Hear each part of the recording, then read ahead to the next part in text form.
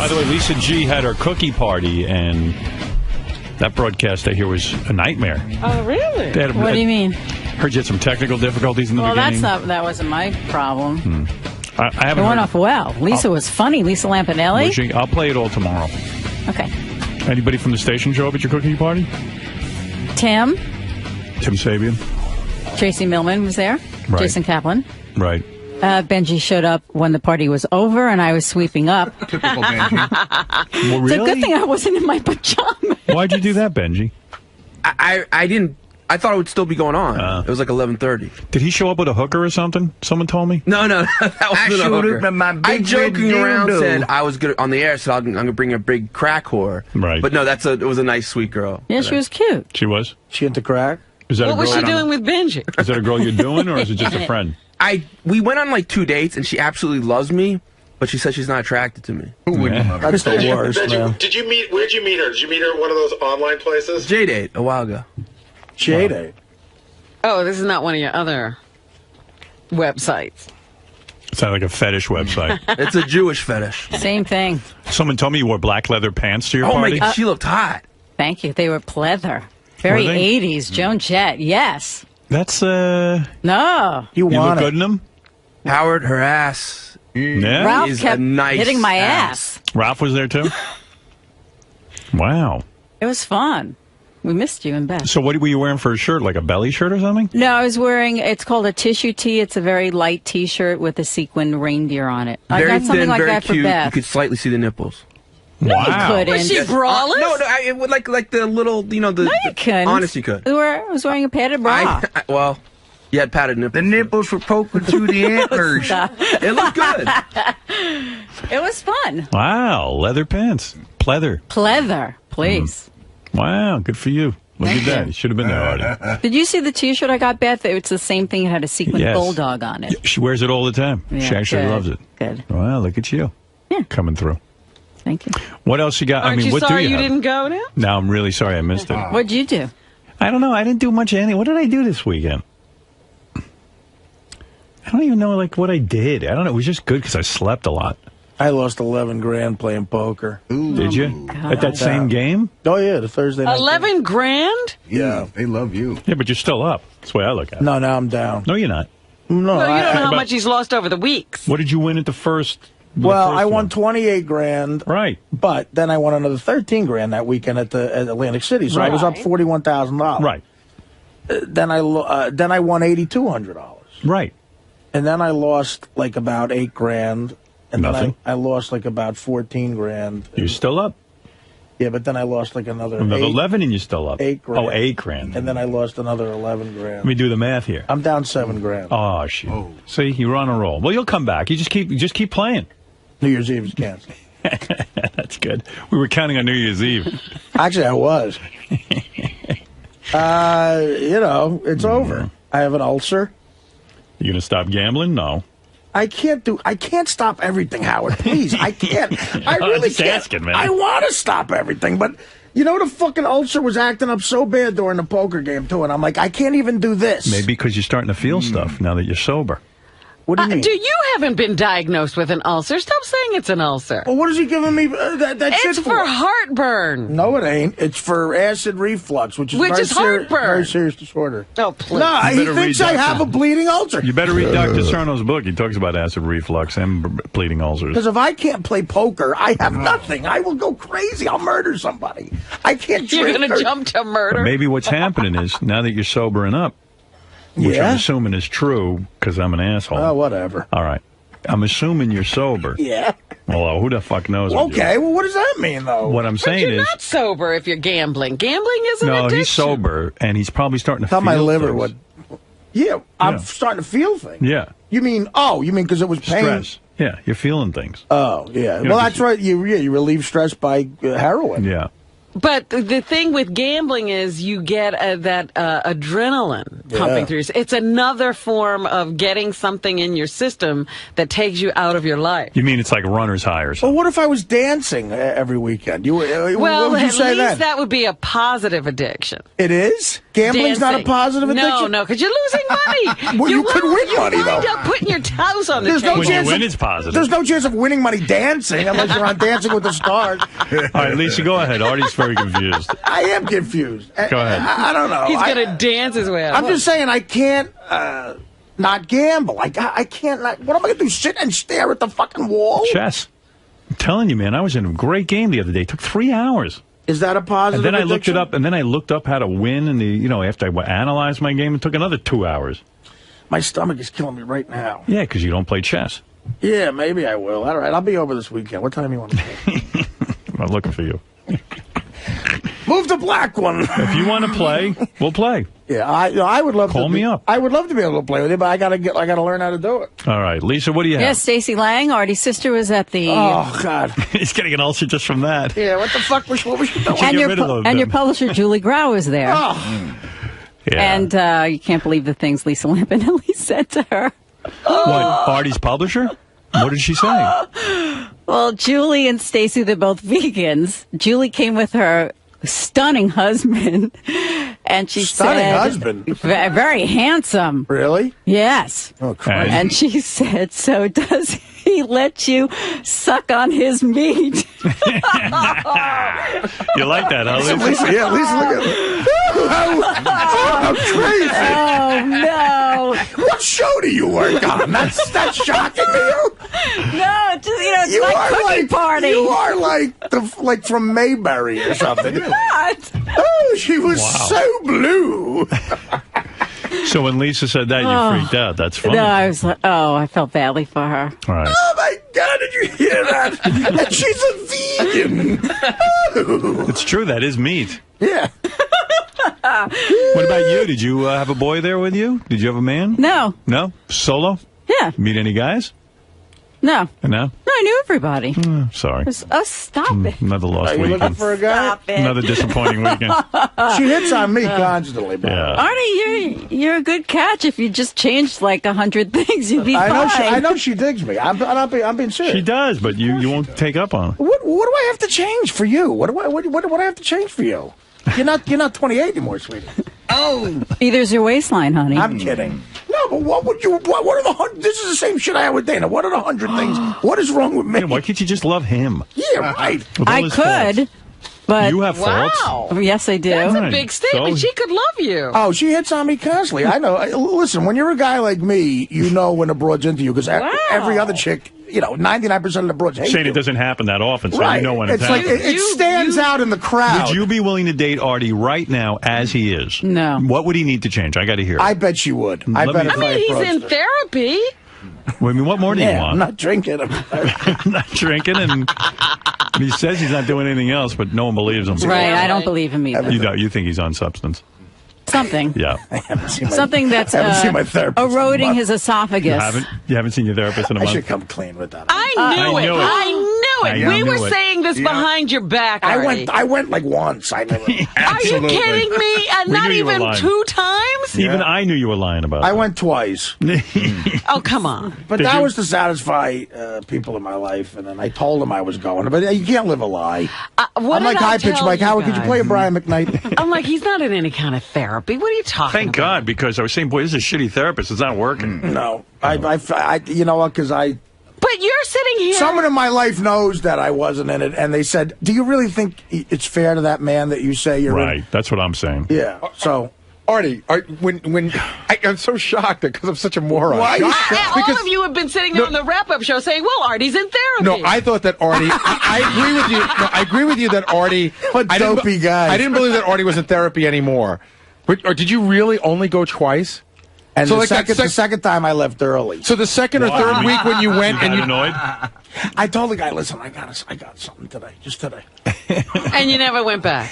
No, because I wasn't fair to him. I didn't care about So it. that second or third week that you had supposedly gone when you were in here and telling us how great it was, you were lying. Yeah. Oh, man. But your therapist already has said 2 days a week is enough for you. I guess, because he hasn't requested any more. Oh, okay. I mean, you know, it's not like I turned down the guy. You know, the guy said to come more. That means there are 5 whole days Artie goes without any kind of therapy. I don't like that. I don't like the sound of that. I'm loving it. 6. No, 2 days a week. 2 days a He week. skips one. No, he was I lying. was thinking about that. I don't know if he was lying. I don't know either. I don't think he was lying about that. Look, I'm not in therapy. Oh, You're what? not? I'm kidding. No, I'm joking around. I'm going to therapy. Yeah. Look us in the eye. How long you been on the going to wagon? What? Are you going to therapy? Yes, I am. And I'm on the wagon. I'm on every fucking wagon except gambling. I'm gambling a little bit, but that's all right. Aren't you supposed to be on the wagon for that? Isn't That's what they say, but Let me say something to But you guys retarded. But you guys forced me to do that. Absolutely. Let me tell you Right, something. Howard. Because this is the most this is the most ridiculous lie. He says, "Oh, and he's the kind of guy you can't disappoint." Yeah. He is. Then what am I? That's true. He just disappointed me. That's why he doesn't go. He doesn't want to disappoint the guy. But he's been lying and saying, "Yeah, I wouldn't be doing anything because I could never go in and tell this guy." I'm proud of you, Artie. You went twice. Yeah, well, I tried. That's one more time than he's ever gone before. You went 1.5 times. I'm so proud of you. I feel weird. Like You feel weird. I've never told my feelings to someone that much without fucking them. You know what else is great? He told us, too, that he admitted to the therapist that he had had a drink. You know, Right. He's been lying all along, and you guys sit there and go, "I believe Artie." I do. I still believe him. Well, no, I I'm not on believe anything. Artie. And every time I say Artie is a not on liar, it. they go, I'm "How not. could you say that, Robin?" So, Robin, on a You scale, don't believe I'm not on anything? on a scale of But that's not right. I'm not on anything. No, you're on something. yeah, I don't Sure believe you it. are. You have no credibility left. None. Okay, fine. Go fuck yourself. I know. I'm sorry. I Fine, will. go fuck yourselves because I've been lying Does to it you. really And now matter to don't you if I'm in believe me. therapy or not? Give me a break. Oddly, Artie, it actually does. Really? Because I like you enough to think that I would like to see you get better. So, yeah, it matters to me. What do I it have doesn't to matter get to me. better? Personally, I go Excuse home. me, Gary. Anybody think he's cured? No. He went. John Hine does. He went 1.5 times. The guy's a really good The guy was therapist. good. That's the kind of therapist I'd pay a lot of money to. The guy said. Cure you in 1.5 The guy times? said, "Hello, telepsychic. Yeah, You're not I'll give on you 2-3 months. You're You'll be not on fine." any substance, right? No. You went 1.5 times and you're still not on any substance. That's a good therapist. Right. You want some of my hair? Congratulations to you. Yeah, give us some hair. I listen. I feel bad, guys, but You don't guys. have to feel bad. I knew you were lying. We were all Besides Robin. Artie, we were all talking about it last week. We go, but we thought you had stopped going after a month.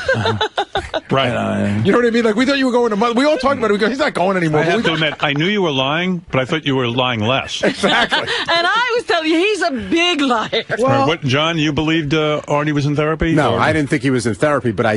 No, I. How come ask everyone Gary. believes John doesn't jerk off and no one believes I'm? Wait, I did not think he was going to therapy, but I still say that he's not on something right now. Oh, thank you, John. You're the You one. feel he's clean. Yeah. So how did he About get? that? He's telling the truth. Yeah, believe me. I mean, he's cried wolf 10 million times. I understand that. How did he get cured? Yeah.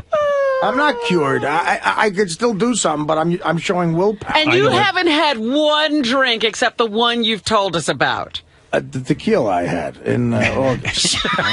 Did you say your therapist? Did you say your therapist made?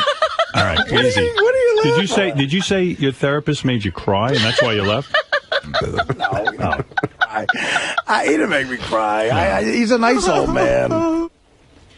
33 years sober, the guy. What the fuck does he know about me? Gee, I wonder what the wrap-up show will be about today. I can't believe. You know what? This really is a different time with men. Like, if I was. No, why do a group of men care if I'm in therapy so much? I don't. Honestly.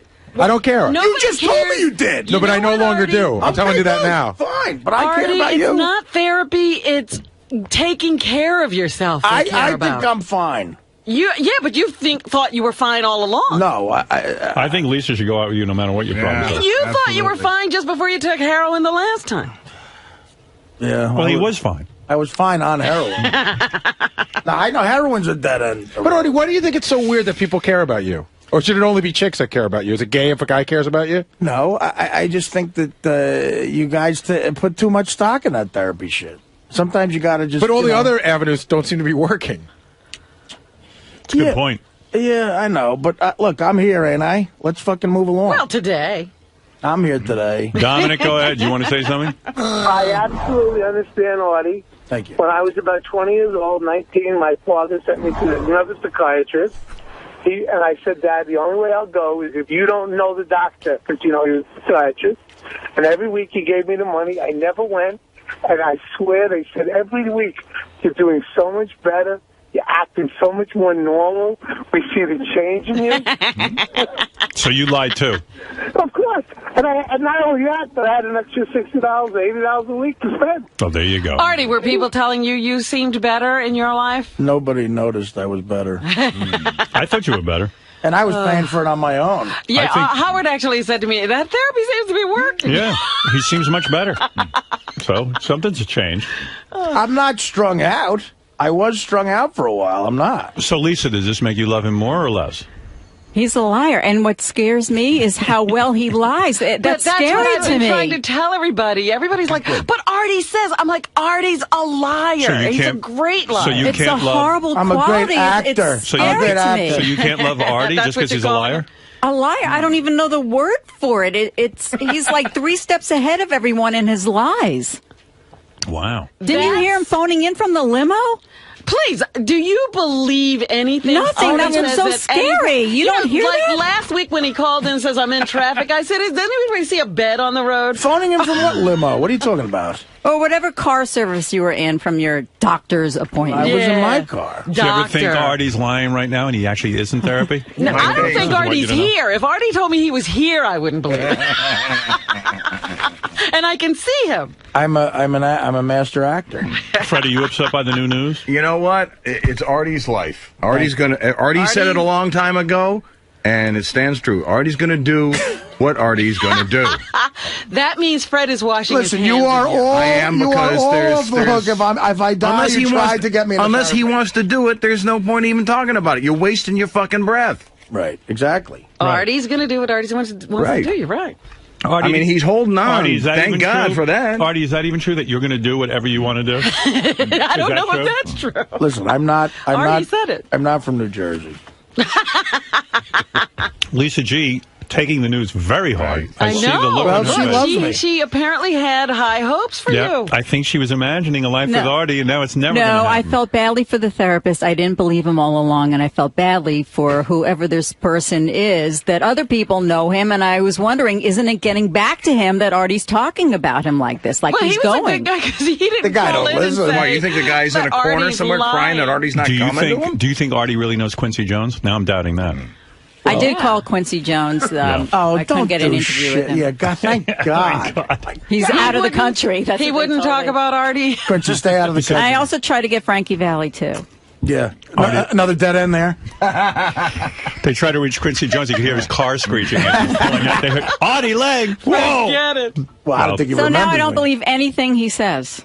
All right, Lisa. And you were part of the news department, so... I believe you. I have a file of all the things he said.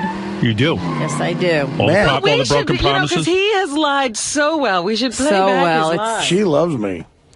You have a file of all his broken promises. You All the things Did you he see said. her face? That was the face of somebody who cares about have a his shrine to me. Well, that's the thing. So many people care about him, and he doesn't care.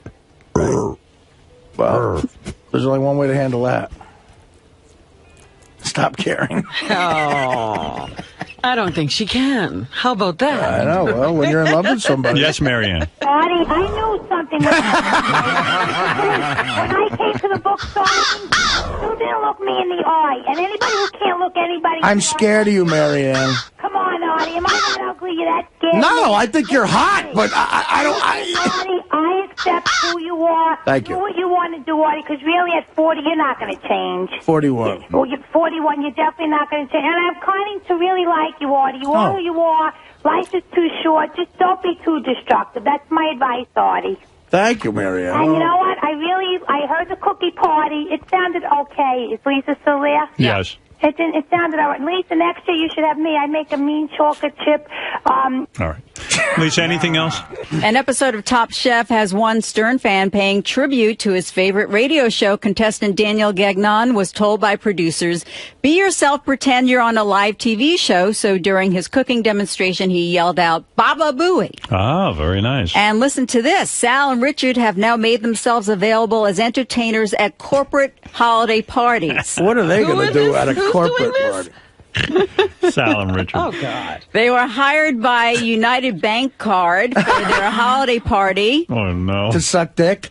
Richard and Sal were not required to perform their stand-up comedy. Instead, they just mingled among the crowd of employees. We showed everyone our asshole. We did the what's the sack dance. Yeah, what's the chocolate bandit raccoon man? We did Captain Sack for Bank of America. Anything else? Well, Sal even told one party goer he would be teabagging him at the end of the night, but that never happened. No, they must have made a lot of money that night because that's the kind of fun you want at your office party. Thank you. How much do you think they should charge? 30 grand. Thank you, Lisa G. Okay, thank you. Oh, my goodness. Lisa G. walking out somewhat in shock over Artie's revelation that he only went to his therapist twice. This is going back to her file. This is going in the file of broken promises. File this under B for broken promises. Do you think it proves that she likes me, that she has a file of my broken promises? Yes, I do. Oh, my God. It's like a shrine. It's like you're married to her. Yeah. Let's go over to Johnny Hine. Johnny, what do you have for the wrap-up show? I imagine this late-breaking news is going to go top of the list. Something tells me we'll be talking about Why would it? Artie. I don't even understand how it's big news at Big all. news. What? That I'm not. Why is that such big news? That's because you've been lying every 'Cause week it and saying, bothers you. yes, you were in therapy. It's big news because it bothers you. It was only that you perpetuated this for this long. I just want to fit in. This is funny. Oh, my God. Go ahead, Johnny. But don't you think if somebody doesn't want to go to therapy, then it'll never work, so why bother? Of course. That's true. He's got to want to go. The therapy sounds like you do all the work. What does a therapist have to be there for? I mean, that's what. There you go. So you're doing your own, is what you're saying. You're That's just exactly taking what care it of is. that. I have one other shot as the guy who the name you gave me. I guess I could try that. I mean, the guy's got to be good, I Forget guess. it. Why waste his Save your time? money. Why lie about that? Yeah, then lie to us about that. You know what? The next guy I'm Can I going to tell lie. you something? You don't have to lie to us. The next guy I'm going to lie about is the guy you. Thank you. At least because I went and got the name for it.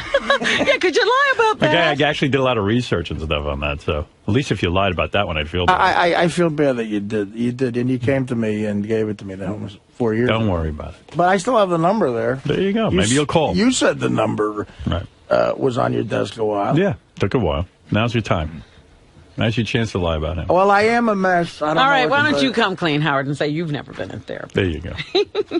I wouldn't lie about it. I don't know. It's like I am. My life is in shambles. Well, like Robin says, I don't even understand why you would bother lying about going to therapy. Because I thought you guys were like judge. I don't know. I don't want you to hate my guts. No, you do what you have to do. No, you always did that. This has always happened. You know, guys here try to quit cigarettes, and then they start smoking again, and then they hide it From me. from you. Yeah.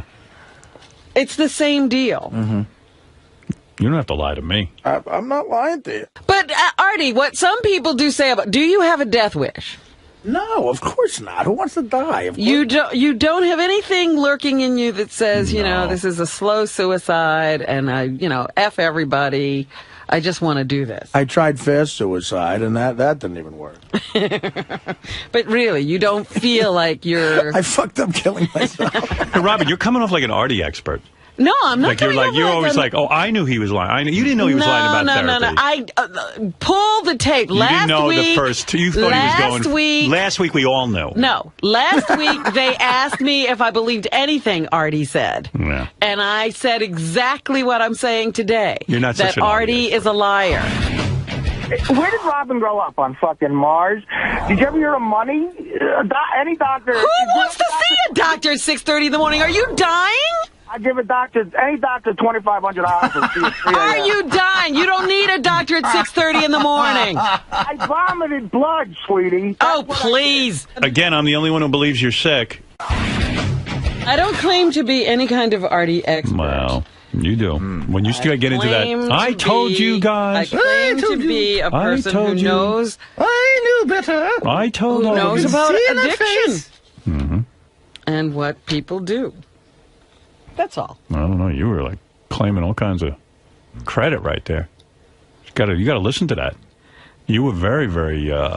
You jumped all over Artie. No, and said, I knew. have been saying to you guys for weeks now, Artie lies about everything, and you keep saying you believe him.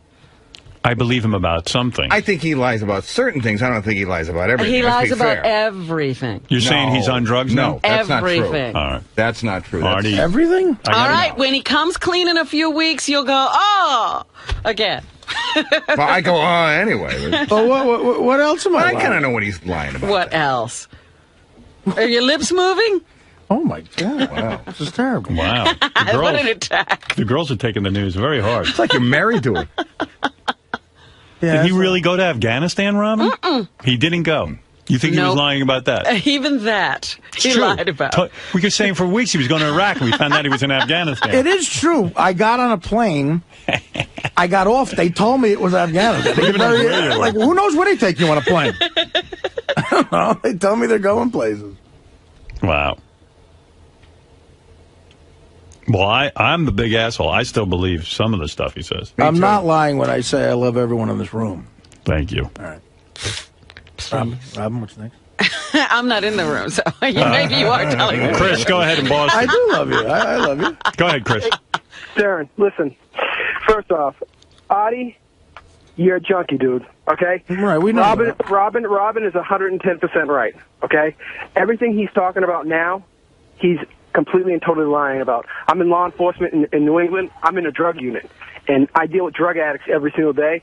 And so you say he's using right now, right? Oh, Stern, absolutely. I believe that. Hey, listen, ask him. Just say, hey, give us a drug test. That's it. All right. No big deal. I'll give him you a drug test. I'll give you a drug test. That would ruin all the fun. Yeah, really. Yeah, what do you want me to do? It's better to speculate. It would ruin all the fun, but it would let you know whether he's lying about... But what if, so does he really go to therapy and he's lying now about not going? Oh, what?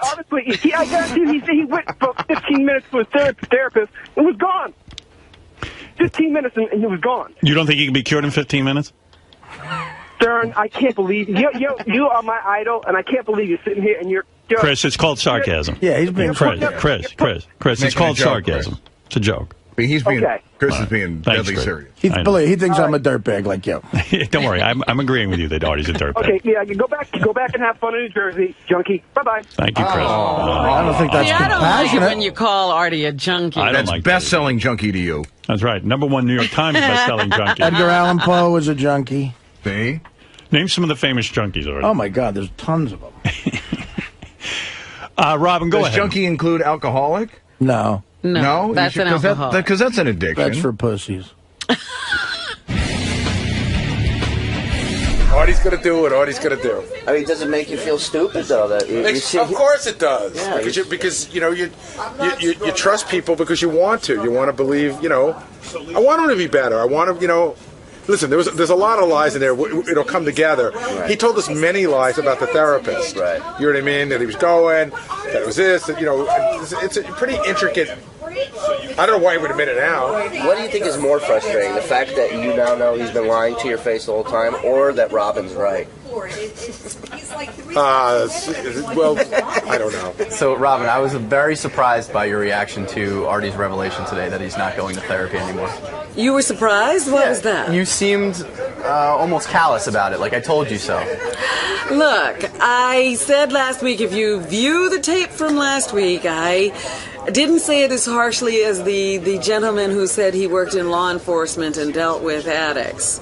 I didn't call him a junkie, but I said Artie is an addict, and we're seeing, the full-blown out addict behavior. So where do you draw the line if he says, the reason I was out yesterday was because, or this is what I did this weekend, or... You can't believe anything an addict says. So maybe he's telling the truth, but more than likely he's not. No, just like he's been lying to us for weeks in great detail about therapy. Right, so you across the board, it can happen at any time. Anytime. No, what about... And the reason for that is that they know they're going to relapse, and they don't want you to be able to tell when it's happening. So it's a way of covering their own tracks. Absolutely. Wow. So even given your, a long friendship with him and other I things love that... Artie. It has nothing to do with my love for Artie that he has a problem. It was... Oh, stop. Here we go. What was that? I'm working around the corner. I just signed $4,000. I love Artie, and it has nothing to do with my love for him. I'm going to therapy. I love Robert. Get out of here so you can talk.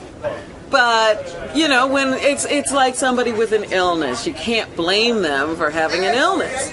So it's more the product of what he's going through versus his own character. And yeah, this has nothing to do with the real Artie. This is the Artie who has a problem. Now I'm not so shocked. Okay. I understand where you're coming from. I'm glad you're not shocked anymore. Now I think there's more heart involved now. Oh, you thought I was heartless? For a moment, that's why I was shocked. Never.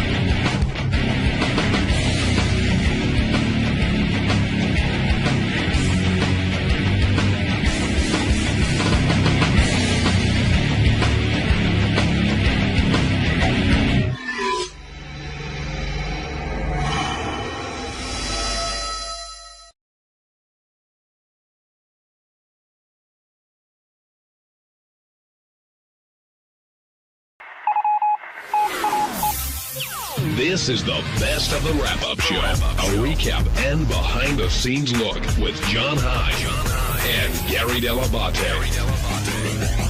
The best of the wrap-up show begins now. Hey, it's Gary Dell'Abate, Baba Booey.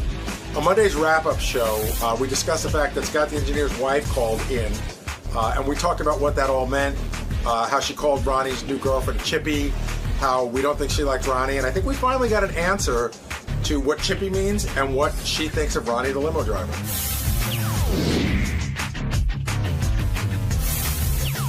We haven't had a good old-fashioned on-air fight amongst the staff in a little while. Long time, I think. Like a good one, like a real one. Yeah, it was very real, and it got more real as it went on. Well, once wives start arguing, then it's a good fight. Well, let's start with that. So Shuli goes in and does the update, and I think the premise was to talk about Sal. This is going to be a Sal bashing. Right. And Sal, of course, and realizes that he's wrong and apologizes and sounds completely sincere.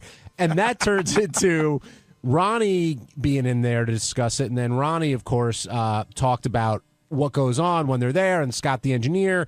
And next thing you know, Scott's wife's on the phone to basically set the record straight about what happened, because she was accused of being the reason why Scott left early. And I've heard that accusation has been made before. Well, we should go back. I started to get on the microphone, but then I backed off. There's been tension between Ronnie and Scott's wife for a while, and I forget what it goes back to, but it goes back like 8 or 9 years ago. Something happened where they were supposed to go somewhere, and Ronnie wanted Scott to go, and something happened, and they used to go out to dinner, and that stopped. And I remember we talked about in the air that they weren't going to be friends anymore. I wish I could remember what it was. Yeah. So there's been some tension there for a while anyway. And now she's calling him the dredge of the earth. And Ronnie, when Ronnie does it, you really want to go there. You could tell Ronnie's getting heated, and they got into it. And well, I was going to ask this question, but I see a caller already has it. So, Jeff, I'll give you the floor. Ask your question. Dude. Oh, my God. What the fuck is up with Scott? He stands there and lets Ronnie trash his wife in front of millions of people and doesn't say a word. If I was at a party and a buddy of mine started talking like that to my wife, it would have ended with me punching him in the mouth. What's up with Scott? Why didn't he stand up for his wife? Well, that's very Scott in the sense that Scott, I've seen him before, and he's like, listen, my wife's her own person. This is her fight. I don't have to get involved in it. It was an awkward thing because you had Ronnie and Scott's wife arguing, and Scott is literally standing there silent looking at Howard.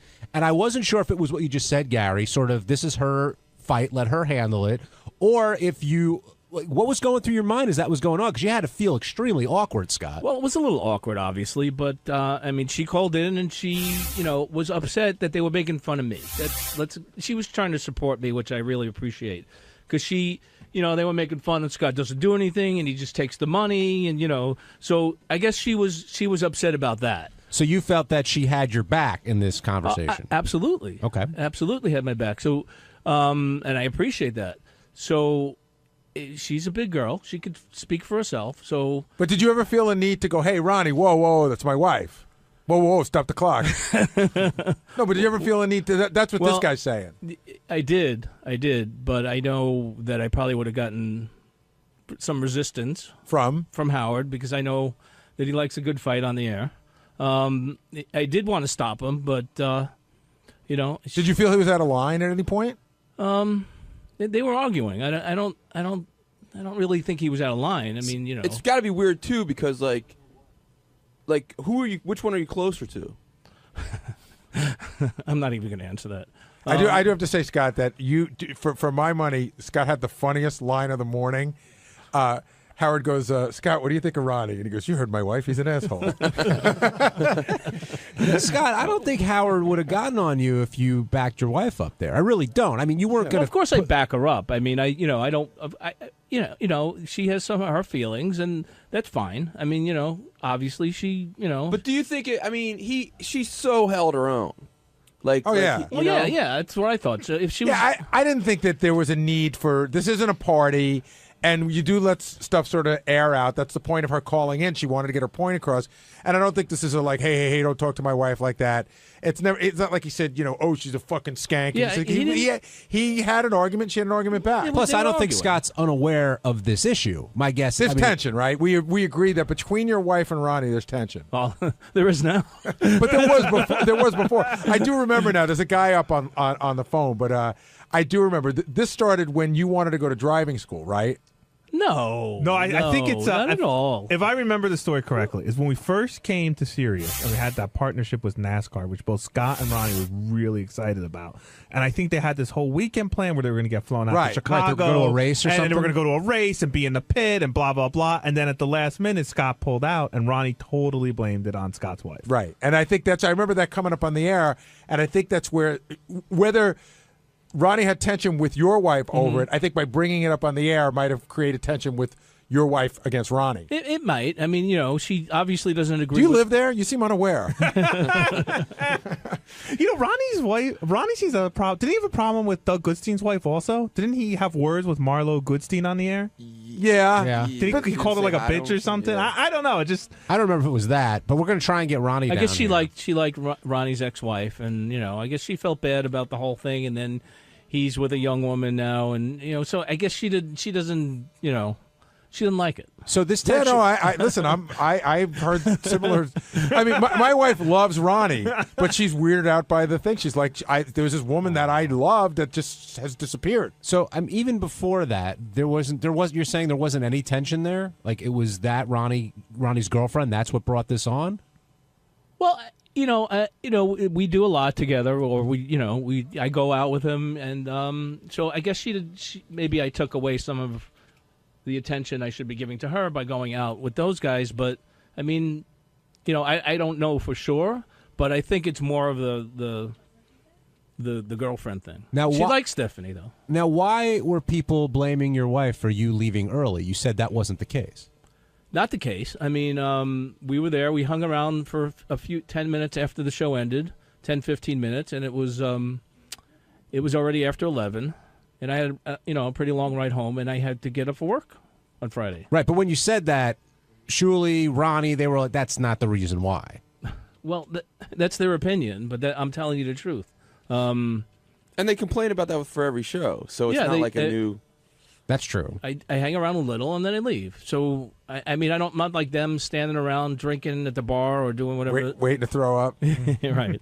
So yeah, I don't get wasted. I didn't drink. I had one drink, I think, and so that's my thing. So I left, and I had to go to work the next day. So they didn't. Well, Shuli did, but that's his deal. Ronnie didn't have to work Friday. So nobody else apparently did either. What's it going to be like when you get home today? It should be fine. I don't see any problems. She got on the air. That was her choice. I didn't put her on the air. She wanted to argue with Ronnie, and she felt that she had certain things to say. She didn't appreciate them trashing me, both at the show and on the air today. You don't think she's going to come down on you for, like, kind of letting Ronnie railroad her? Like Ronnie was yelling and wouldn't let her get a word in. You don't think she's going to be like, where were you to have my back there? Or in a situation like that, yeah, I would. It would have been almost impossible to get a word in edgewise anyway. So she was doing fine. If she needed help, I would have stepped in, and of course I would have helped her. But I didn't feel that I had that she wasn't doing fine. She did well. She expressed what she had to say. I mean, there's a part of me, like, if that was going on with me, I would have sort of stepped back and go, look, my wife's kicking Ronnie's ass. He didn't really. She certainly was holding her own, don't you think? Yes. He didn't trash her really. She brought up some things, and he responded. And I felt that she was doing fine. No, she came out guns blazing. I mean, she definitely dug into Ronnie immediately and didn't hold back, which, if she's sticking up for you, I could see why. Well, I like Robin Salem, Scott's wife, a lot. Like Ronnie, his girlfriend. But Robin, Scott's wife, did take the stronger dig. What do you mean? She made a much stronger verbal dig than Ronnie did when she what she called Stephanie. What did she call her? I mean, I don't know literally what a chippy means, but that was the strongest. That chippy means like it's a young. Well, if you don't know what it means, then how do you know it's stronger? I don't know literally what it means, but it implies like she's younger, and she's like you say, he's with that young chippy. It's not like a whore. It it's does just like imply that it's more like a young. It's more like a young. It's a very old-fashioned term, but it's not derogatory though. But it's not. It's not derogatory. Sexualized. I think someone can look up chippy. If there's a dictionary there, where will I look? A dictionary from 1920 is what I need. No, it was definitely a shot. But it's a little lower than a broad. But like Scott was saying, I guess Robin and Bonnie had a relationship, or maybe things were different. And now that she's gone and a younger woman's in the picture, she's not happy. Does that end? Is Robin? According to the Oxford Dictionary, the third definition for a chippy, it's North American, is a promiscuous young woman, especially a prostitute. Promiscuous. Basically called her a whore. Basically called her a whore. I guess so. According to the third definition. I didn't realize that was the meaning of the word. Jenks, you're on the wrap-up show. Yeah, what's happening? I don't know. I kind of got the impression listening to that Scott, man, how could you not defend your wife or say something during that? I mean, your wife, she's going to rip you apart when you get home for that. You know that. For what? I mean, she was defending herself. There was nothing more that I could do or say at that point. She was doing great. So I'm going to make a prediction. You are going to come in tomorrow angry at Ronnie. You're going to come in tomorrow angry because you're going to find out what you did wrong. You're going to hear about it tonight, and you're going to come in tomorrow angry at Ronnie. I know why she called. She was trying to support me, and she wasn't, which is a great thing. And I agree with everything you just said. You're going to come in tomorrow angry at Ronnie. Hey, Ronnie, what's your definition of a chippy? A chippy? Yeah. Does she? I think Scott's wife said that your girlfriend is a chippy. What do you think that means? I guess it's a young girl. Who? Okay. So. Because we were trying to figure out how deep the dig was. You pissed off at him? No, not at all. Is your relationship with Scott awkward when you have this sort of? Well, I feel bad for him because I know he's going to go home and catch a lot of shit today. Why does everybody think I'm going to catch shit? He says he's not going to catch any shit because Robin called in, stated her piece, and Scott didn't need to say anything because she held her own. There's a bunch of calls up. There's a school of thought that you were disrespectful to his wife and that he should have stepped in and told you to shut the fuck up. I was disrespectful. I was called that I'm an asshole, that I'm a shit, that I'm classless, and I didn't say anything derogatory to her before that until she started that stuff. Dredge of the earth, you were called also. Yeah. Because she's jealous. Well, I agree with that comment. Yeah, I mean, forget it. I could have said a lot more, and I'm not going anywhere near any of the stuff that I could have said. Go down that road. I'm not. No. No one ever takes that road. I do. No. Yeah, Jason doesn't hesitate to take that road. But no, first of all, I don't. I disagree. In one thing, I disagree with Scott, and I don't see how he says she called in to support him when she said that everybody on that show sucked and they were shit. Yeah, the show was shit. I sort of got that impression too, that she was lumping you in with that. How does that? I agree. How does that support? I agree with my wife. How does that support her husband? I don't agree with her opinion that the show sucked. Okay, and I told her that. When we were home, that night. Did she complain that the DJ sucked and he only has 3 songs on his phone? Yeah. I let her say it sucked in front of Shuli, but later at Home Alone, I told her. The purpose of the show is to do exactly what we did. But that's the idea. But Scott, when you left that night, what was that ride home like? Did anything come up because Sal was being so crazy, or Ronnie with the Ronnie? She complaining? thought Sal was funny, and she thought Mad Dog, the comedian that we had there, was funny. He was amazing. Chris Russo? Yeah. What'd she say about? What did she say about Ronnie? She didn't say anything about Ronnie. I don't believe you. I don't either. Come on, I don't believe that you guys got in that car and Ronnie's name didn't come up No, once. she said he could be a little rough at times, but I mean, overall, she didn't give me any other impressions. But the overall thing was the show. She didn't like the show. But what does that mean? A little rough at times. I thought. See, With his language. Yeah, and I also think she was annoyed. It's just my opinion. Okay, I'm not putting words in her mouth. My opinion was she was annoyed because at the beginning of the show, Scott usually does this dance. And he came to Shuli and said he really didn't want to do it because he was going to have friends in the audience. So at the first part of the show, I pointed these people out and I said that thank you for ruining the beginning of the show because Scott didn't do his dance. I think she was upset with that. That was my personal thought. Because after that, she had nothing to say to me the rest of the night. Johnny in Tampa, you're on the wrap-up show.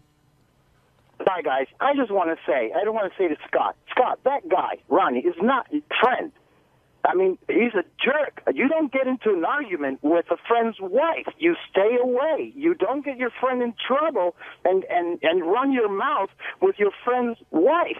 That How did I get him in trouble? Old mommy, because he got into an argument with your friend, and your friend is standing right there next to you. I mean, what's up with that? Why don't you shut your mouth, say yes, ma'am, and move on? No, I don't. I'm not going to stand there and be called classless and an asshole and everything else by somebody and just stand there and take it. You got the wrong guy for that. I'm sorry. Right next to you. You do it for your friend. You take care of your friend. I did take care of my friend. Believe me. Believe me when I tell you I took care of my friend. You did not. Oh, yes, I did. You don't know, okay? All you do is call in and run your mouth also. You don't even know what you're talking about, okay? I know how to take care of my friends. Good. Well, then you go take care of your friends, okay? You do that. And Ronnie, just to address that guy, Johnny, you didn't start in. Like, Robin called in to start yelling at you. And, well, I brought something up, and maybe that's what set her off. I said that I think, also in my opinion, that she thinks I'm a bad influence on Scott. For certain the reasons are, whenever we go out and we invite him to go, we invite her also. Never comes. It's always Scott comes alone. See, I don't think that she thinks she's see, this is what I get out of it. She doesn't think that you're a bad influence. She doesn't like you. Exactly. There's a difference. Well, it's to me, it's the same. If you don't like me, you think, Well, it sounds whatever. like it's more about the divorce and you moving on in life. But there were issues before that. Well, okay, but I think that maybe was the final nail in the coffin. Well, hold on, But the other thing, I just wanted to say, Ronnie, you didn't attack his wife. Like, you didn't go after his wife. And you didn't throw him under the bus either with anything. I didn't. Right. That's why I didn't think that I would. I don't If he know where started it- I don't attacking even her, know I where would it have came from. I would have come to her defense. But she was doing fine. Well, we're sort of talking around it here. I mean, Scott, does your wife not like Ronnie? Apparently. Yeah. No, don't give me apparently. You know the answer to the question. Either she does or she doesn't. Well, she doesn't like him. Okay. I don't think that comes as a surprise. There's no surprise. I think she expressed that today. Did you know that, Very Ronnie, clearly. for a long time? I never know it until 100% till he just said it now. Well, you knew it from this morning. Yeah, I had my feelings, but he just confirmed it for sure. Obviously, I've been talked about that she doesn't like me. Obviously, because I got divorced and I moved on with some, younger girl, Chippy, which is like never heard of in this society. Scott, did she not? Yeah, I think we're gonna ask the same question. Did Chief have these feelings for Ronnie before the divorce happened? Like, did she always think he was a bad influence? No, not at all. So when that happened, that was sort of. I guess she doesn't. I mean, she doesn't obviously agree with what he did. If so. Stephanie eventually gets old enough, do you think she'll like Ronnie?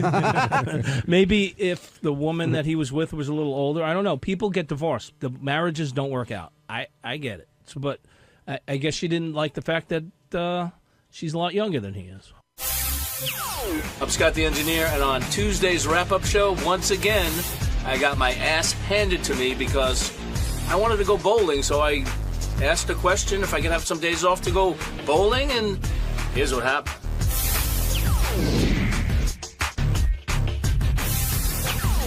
We should start off with Scott Salem's quest to bowl. And I know we had a lot of Scott on the wrap-up show yesterday, and we're going to have a lot of Scott on today, simply because he's in the crosshairs. And it was sort of the perfect storm today because Scott, I would imagine, was fired up about what happened yesterday.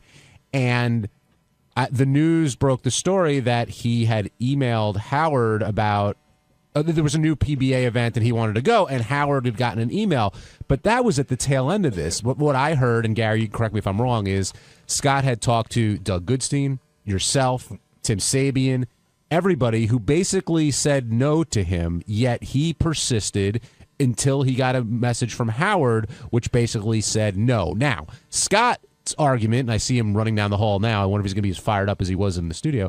Scott's argument is a simple one, which is, and Scott, correct me if I'm wrong, no one said no. People didn't answer. People said maybe, or we got to talk to this guy, we got to talk, but nobody came out and said, no, Scott, you cannot do this. Well, okay, today was the classic example of be careful what you wish for, because what I do know is that Scott was talking to a lot of people, and I think it would be fair to say Scott was trying to flush us out on the air.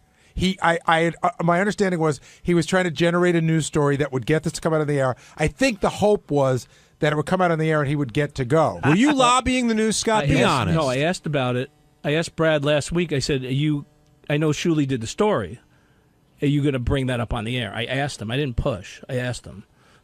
But it sounds like through the news, talking to Gary, talking to other people, it's like you were talking to everybody here about making this happen. And again, you're passionate about bowling. It's something that you want to do. Right. But was this an instance where you did hear no and just kept going? I never heard no. Again. Well, what did you hear? I heard Doug said, I asked him, he put it off. I sent him an email. He didn't respond. I said, okay. So Doug never gave you an answer? No. So Doug's answer was, well, if he didn't respond, that's probably no. Right. Okay, so that's your first. That's Doug's a world. that's a pretty good That's hint. in Doug's world. I never ask Howard anything. No, but you I would never bother him with anything. Step away from this being as close to it as you are, and think about it some other way. Think about it like I went to Howard and asked for the day off for something. I wanted to go to the Met game, right? And Howard didn't answer me. What would you think? What would you say to me? Either he didn't get the email, or he he didn't gets want the, to. Or keep going. He didn't want to answer. Right? Why would he not want to answer? He didn't want to answer? look like the bad guy, which he said on the air. Right. He said, "I don't want to look like the bad guy." But what to me, not answering is looking worse than a bad guy. You don't get to call the shots. Scott, you've been here a very long time, okay? I have. And I don't. I would normally not bother Here's anybody the thing, okay? on anything. If I email Howard something and I don't get a response, that's a no. I know it's a no. And everybody here knows Does that. anybody else think differently? I think differently because sometimes I take it as, and not necessarily Scott's kind of situation, but I take it as, it's like, oh, should I work on this or that? And if there's not an exact no yet, you're not sure if this is the. But you're if this insane. Is still percolating. You understand that? Like you're not. You're an outlier. Yeah. You're insane. He's right in a way because if Howard really wanted you to work on this or that, no, I know, he'd respond to you. But I think sometimes Howard doesn't give a no because, well, first of all, he generally doesn't give no. That's true. But I think sometimes it's just like it's not necessarily a bad idea. It's just not for right now. But he usually so don't do it right now. He'll usually say, "Or look, I know I've sent stuff in," and he'll be like, "Hey, this is good. Maybe Fred can help polish it up, or let's go in a different angle." Like he usually does give suggestions. And the other issue here is why is Scott, or frankly anybody, going to Howard in the first place when the protocol, as Howard said today, was you got to talk to Gary first. Always. Let me go through it. So the Doug thing, Doug said probably not. He didn't get an answer. I waited about a week, and Doug said, "Let's see what happens." So after a week, Howard was doing stuff in my studio. So quickly, I said, "I know Doug sent you a note. What do you think?" Did you know that was on camera? By the way, I had no idea. Yeah, to me, it was on camera. It looked like Doug was there, knowing you were going to ask, and it was engineered that it would be on camera. I didn't even realize it. And what did Howard say? He said, "Now he could have ended it all a month ago by saying, I get that you want to bowl. I don't like the idea. We did it last year. I'm sorry." I saw the tape because he's not answering the question. What did he say? You know what, Scott? I can't talk about this now. I got to deal with some stuff, and he lied. No, right. That's what he said. I said he could have ended it by saying what I just said, but he said, "You know what? I'm going to go in the back. I'm tired." He avoided you at first. Of course. Scott, this is Fitzsimmons logic you're using. I was going to say, yes. Of course he avoided me. And I didn't appreciate Didn't that. you think that Greg Fitzsimmons sounded like an idiot when he went through his whole thing with the book and Howard? I mean, didn't you think so? As an objective observer? But Greg doesn't work for him for 26 years. Because you sound exactly like him right But Greg doesn't work for him for 26 years. All right, so this is like maybe the first request in all that time that I've made like All right, this. so Howard avoids the question, what's your next move? He said, let me talk to Tim and Gary. So now you're waiting on Howard So to I get waited back again. to you? I can give you a little bit of background on this, by the way. I give you a tiny bit of background. Scott came to me to ask me about it, and I put Scott off. Right. I he knew. said, no, so he hold said- on. Let me finish it. Go ahead. I knew the answer was no. Tim, for some bizarre reason, I said, Tim, did you talk to Scott yet? Because he came to me. And Tim's like, yeah, well, we have to discuss it. And I had to remind Tim that we had discussed it. So Tim was a little slow getting the answer. And I could have said something to Scott, but it was actually, it's Tim's place to say it. Like, I didn't want to cut Tim's legs out. Tim is the one who should be having the discussion with him. And then when I heard Tim this morning, when I was talking to Tim, and Tim said, I said, Tim, what did you say to him? And he goes, not a good idea. I told him no. I go, well, did you tell him no, or did you tell him it's not a good idea? And while I don't think that Scott should misinterpret it any other way, not a good idea is no, I don't know why Tim didn't just say the answer's no. Right. So Tim didn't say no to you, but he did say, he said, let me advise you as a friend. So but even you said today. But even you said you're not his friend today. Well, I'm not his friend, but what does that mean? I mean, does it? It sounds is like it giving me like unofficial answer, not officially. What do you think? What do you think, you man? want this is like Richard Christie does this sometimes. I'm you being, want this I'm so being bad very that particular you, here. Yeah, you want this so bad that you don't want to read know between that, the lines. I didn't want to read between the lines. You know what you are? You're the chick Okay. at the door who's crying and go, tell me to leave. I won't believe that we're over until you tell me to leave. So okay, he leave. said drop the issue. No, really. He said drop the issue, so I dropped the issue. That's what happened to you guys. Howard's not interested in covering it for radio, television. Fine. Right. I got it. Okay. Let me see if I can get some vacation time off for those 3 days that I needed to. Okay, so let's pick up there. Yeah. Who in the history of the show of the very main players do you know that's ever taken vacation time when the show is on? Robin. Well, actually, she didn't. But Howard, I just thought of this. Howard actually moved his vacation so Robin can go to Guatemala. Right. Last year, he moved a vacation week for her. She had to go to Guatemala. I got it. You know that. So you think you think that you asked me a question and I gave you an answer. I didn't expect him to move the week. No. But then why'd you bring it up? Well, you answered. You asked me a question. Okay. Who should Howard have moved the week? I didn't know. He shouldn't move. Okay. Well, so then actually, okay. Let him move the week. No. So we got that. So let's say Howard said yes to that. You don't have an issue taking 3 personal days or 2. I don't know how many days during a week that we're on live. You have no problem with that. Well. Someone using your office, you're bored. Do you think about the message it sends in terms of you needing to be here? So one time I was out for a medical issue for a few days. Which right. Absolutely, that's what fine. personal days. Last year he sent me to Vegas, so I was out for 4 days for that. So obviously someone did fill in for me those 2 times. I just made a request. I didn't think making a request was such a horrible thing. It wasn't. The request isn't a horrible thing. The not taking no the first 5 times, you got a mostly an 85 to 90% no, and not hearing what you want to hear. That's where it gets I see weird. him in a minority here, but I just thought that I wanted to go. Okay, no, that we got. That's I got that you wanted to go, and you were being what you were was being very. You started to become passive aggressive about it. Like you got to tell me no. When everybody tried to tell you no in a way that wouldn't hurt your feelings, that wouldn't make you feel bad, that wouldn't be dicky, and then it all came to this today, which nobody really wanted it to come to, but you. And you stormed in there. There was Angry Scott who walked in there today, yelling at Howard, telling him who. I mean, you were putting Howard in his place. So the thing started 5 or 6 weeks ago when I first was approached, and I asked the question, and the answer, if I would have gotten 5 or 6 weeks ago, that would have been the end of it. But everybody but you thought you did have the answer. Well, no, I didn't get an answer. You got an answer. Tim, you just didn't hear it. Tim, were you giving Scott friendly advice, or were you politely telling him, no, drop it, move on? I was politely telling him to drop it and move on. And because the thing is that we have a modified schedule now, and we all need to be here. Period. End of story. And I told him the time that I was in Minnesota when I came late because of my father, and Howard was giving me shit for that. But it's right. I mean, right is right. We're here to work, and, I get and the it. show is on. When the show is on, he needs us here to support the show. I thought wasn't unreasonable. Nobody's saying that. We're saying that you got today. No, you got an answer 5 weeks ago. I didn't get an answer from Doug and from a Tim. non-answer is no answer in my world.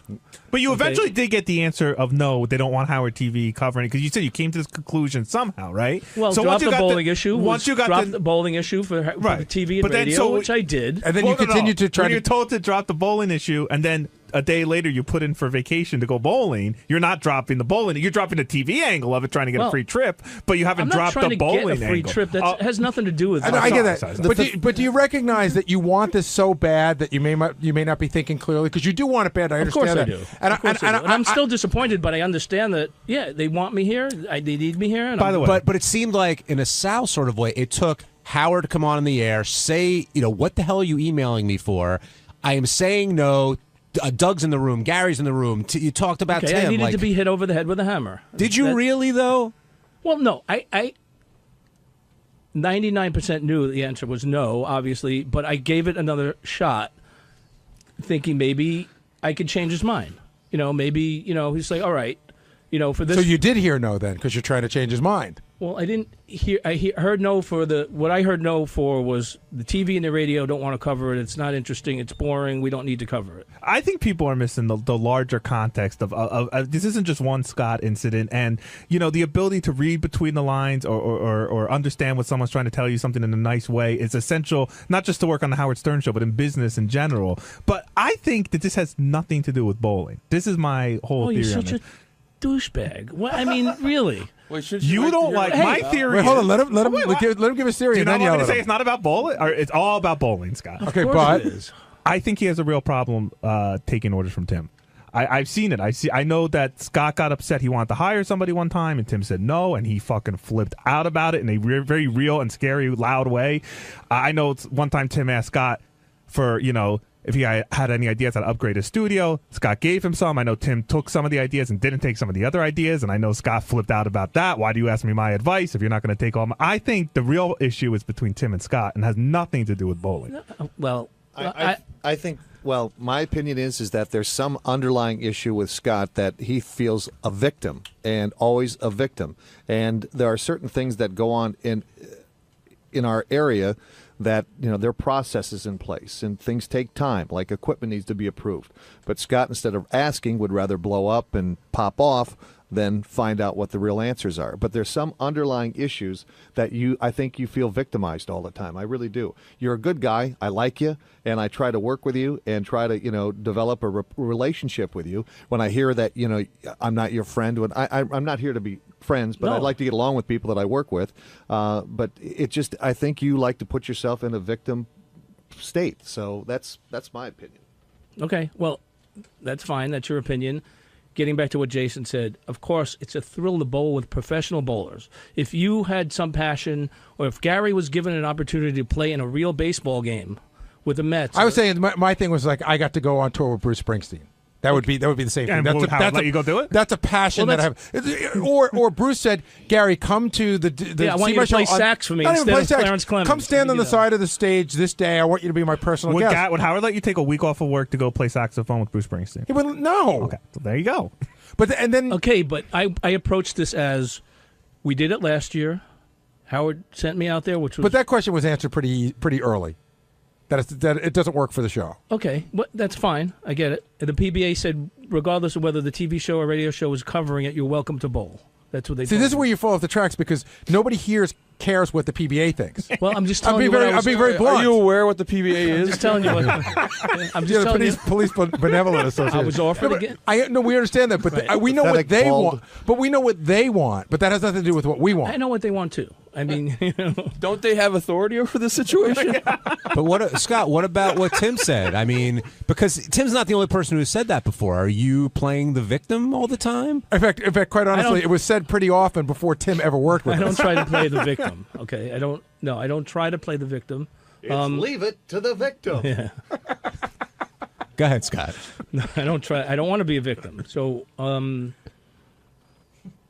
that's all I'm going to say on that. Well, because what Jason was also inferring is that there's an underlying thing going on between the two of you. That's what I There's think. no doubt about it. And at some point, I don't know how much time we have left on the wrap-up show, but at some point, it's you guys are going to have to deal with it because I see it every day.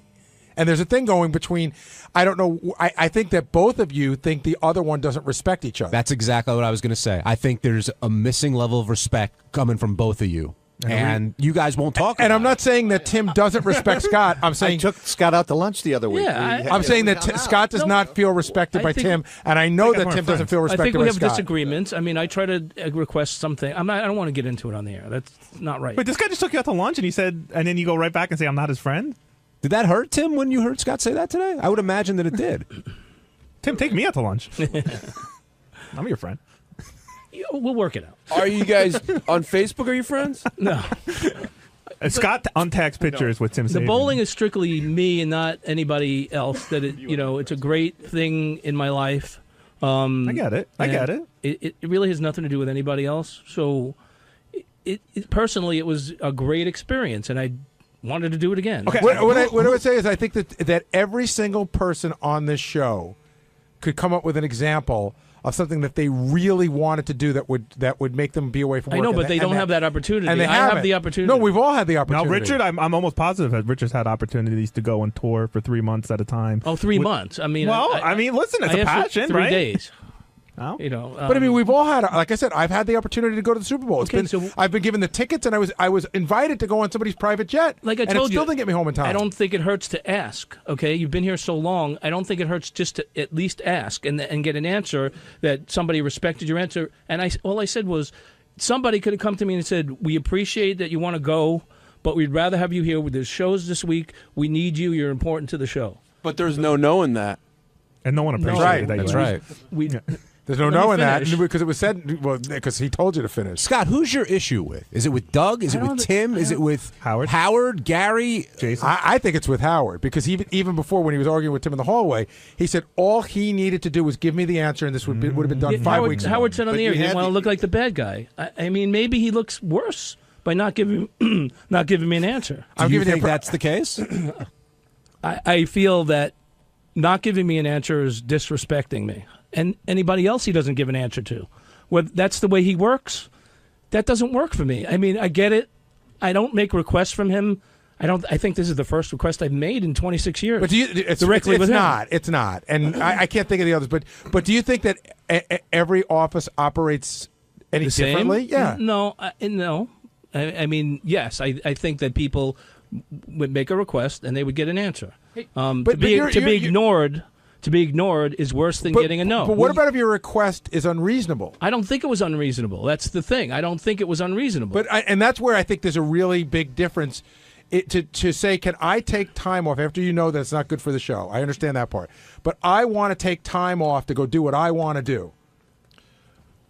You know, we all want to do that. That's an unreasonable request. With this modified schedule, it's even more important that we're here for the shows. It's even more important that we're here and we don't miss it unless it's an emergency, a personal family emergency or some type of emergency. Hey, I'm Medicated Pete on Wednesday's wrap-up show. We talked about BB Jones and other things that came up on Howard's show this morning. Check it out.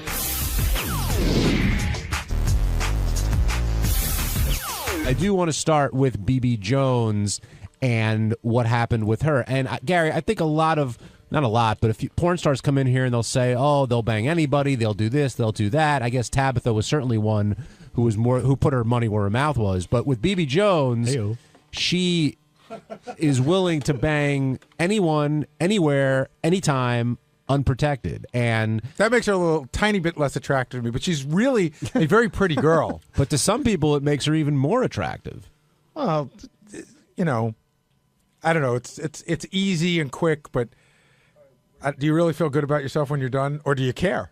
Well, some guys don't care. You see, that's the question. If you're young and single and working on this show, this seems like a pretty good, you can bring your own condom, this seems like a pretty good opportunity. Yet Ganji, JD, Benji all said no, and I want to know why. Howard didn't understand. I sort of got where they were coming from, and I never really had to deal with this back in the day. but the whole, I think that I understand Benji saying, like, girls will say, they'll Google you. They find out you banged a porn star, and it's, they're like, hey, I can fuck a lot of guys. Why should I fuck a guy who fucked a porn star?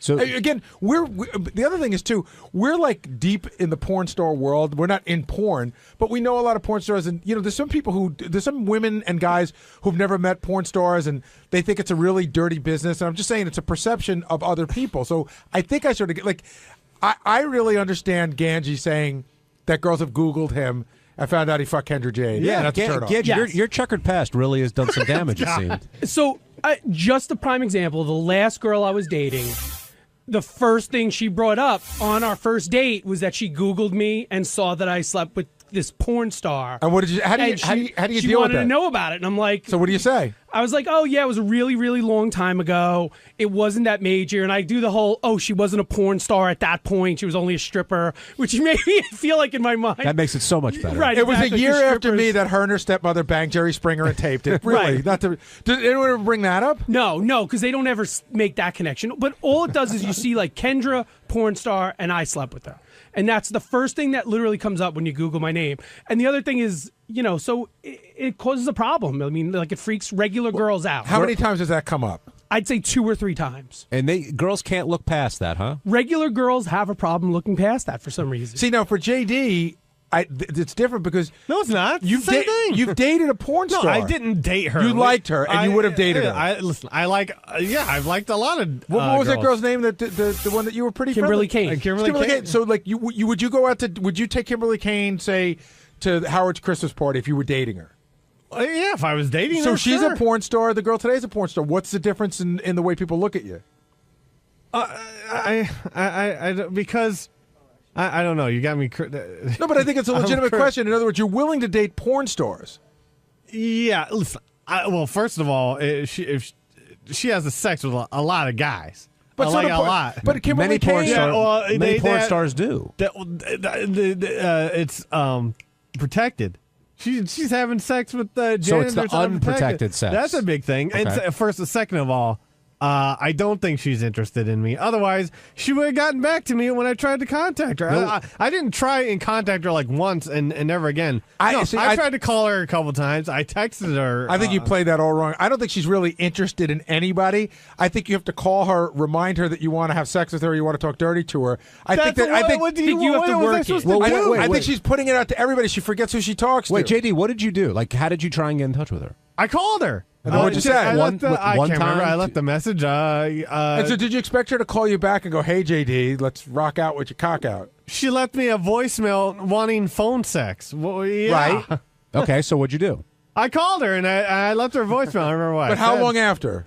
Probably that in the next morning. But you didn't try as soon as after I got home from work. You didn't try to text her or follow up besides that? Yes, I did. Well, what did you do? How many times did you text her? Like a few, but if you don't get a response each time, what are you gonna do? So at what point did you give up?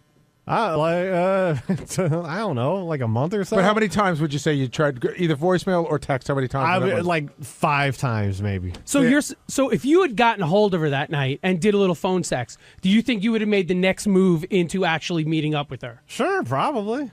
Maybe. Yeah. Benji, you weren't here, but the question is, you 3 guys, you're single. Like, why not go for BB? When Marianne from Brooklyn called and said, no, how can you say it's a stigma? It's not a stigma to me, but it's a stigma to how other women. Why do you look care? at it? Because you don't usually seem to care about those things. I care because I think BB's very attractive. I don't know her personally she seems cool, but it's like for basically like a one-time thing. Like maybe she's in New York twice a year, 3 times a year. I don't know how often. Okay. So for this one-time fuck of a hot girl, is it worth how much harder it is going to make for other relationships? But Benji, you've been on the air and openly talked about anonymous sex that you get off of websites. Why is that so different? First of all, I don't do that anymore. I don't bring it up anymore, and I don't do it anymore. First of all, but second of all, it is different when it becomes a very tangible, real thing. Oh, sorry, when it becomes a very tangible, real thing with a person that people know who it is. Right. Now, I have interesting breaking news. I don't know if this has come up. And I checked with Howard to make sure it was cool to bring up. Okay. she rejected Pete. How so? What? She said she wouldn't fuck him. When did she say that? This is what now I'm getting this secondhand from TV guys. Pete, get over here. Go ahead. Oh, Pete, I didn't know you were in here, so I don't know if you know this. And this is what I heard, so maybe it's not true. I don't know. No, that's first I've heard of that. Well, hold on, but let's start. Pete, how did you leave it off with her? I said sure. So did she give you a number to contact her, email address? No. No. So how are you figuring you're going to get in touch with her? I don't know. I mean, I would have thought signals? that. Yeah. So, Ganji, you're like one of the main guys at Howard TV. What's going on here? Is this true? I don't know. The behind the scenes guys were following them around, so I'm assuming that that's when it happened. So Benji, what do you know? Well, this is Lee. He's one of our TV guys. Yeah. What's up? Not much, Pete. How you doing? About this news, what's So Lee told me. I said to Lee, this was maybe he's coming down. I'm sorry. I said to Lee Garowitz, I said, "Oh, did Pete leave with BB?"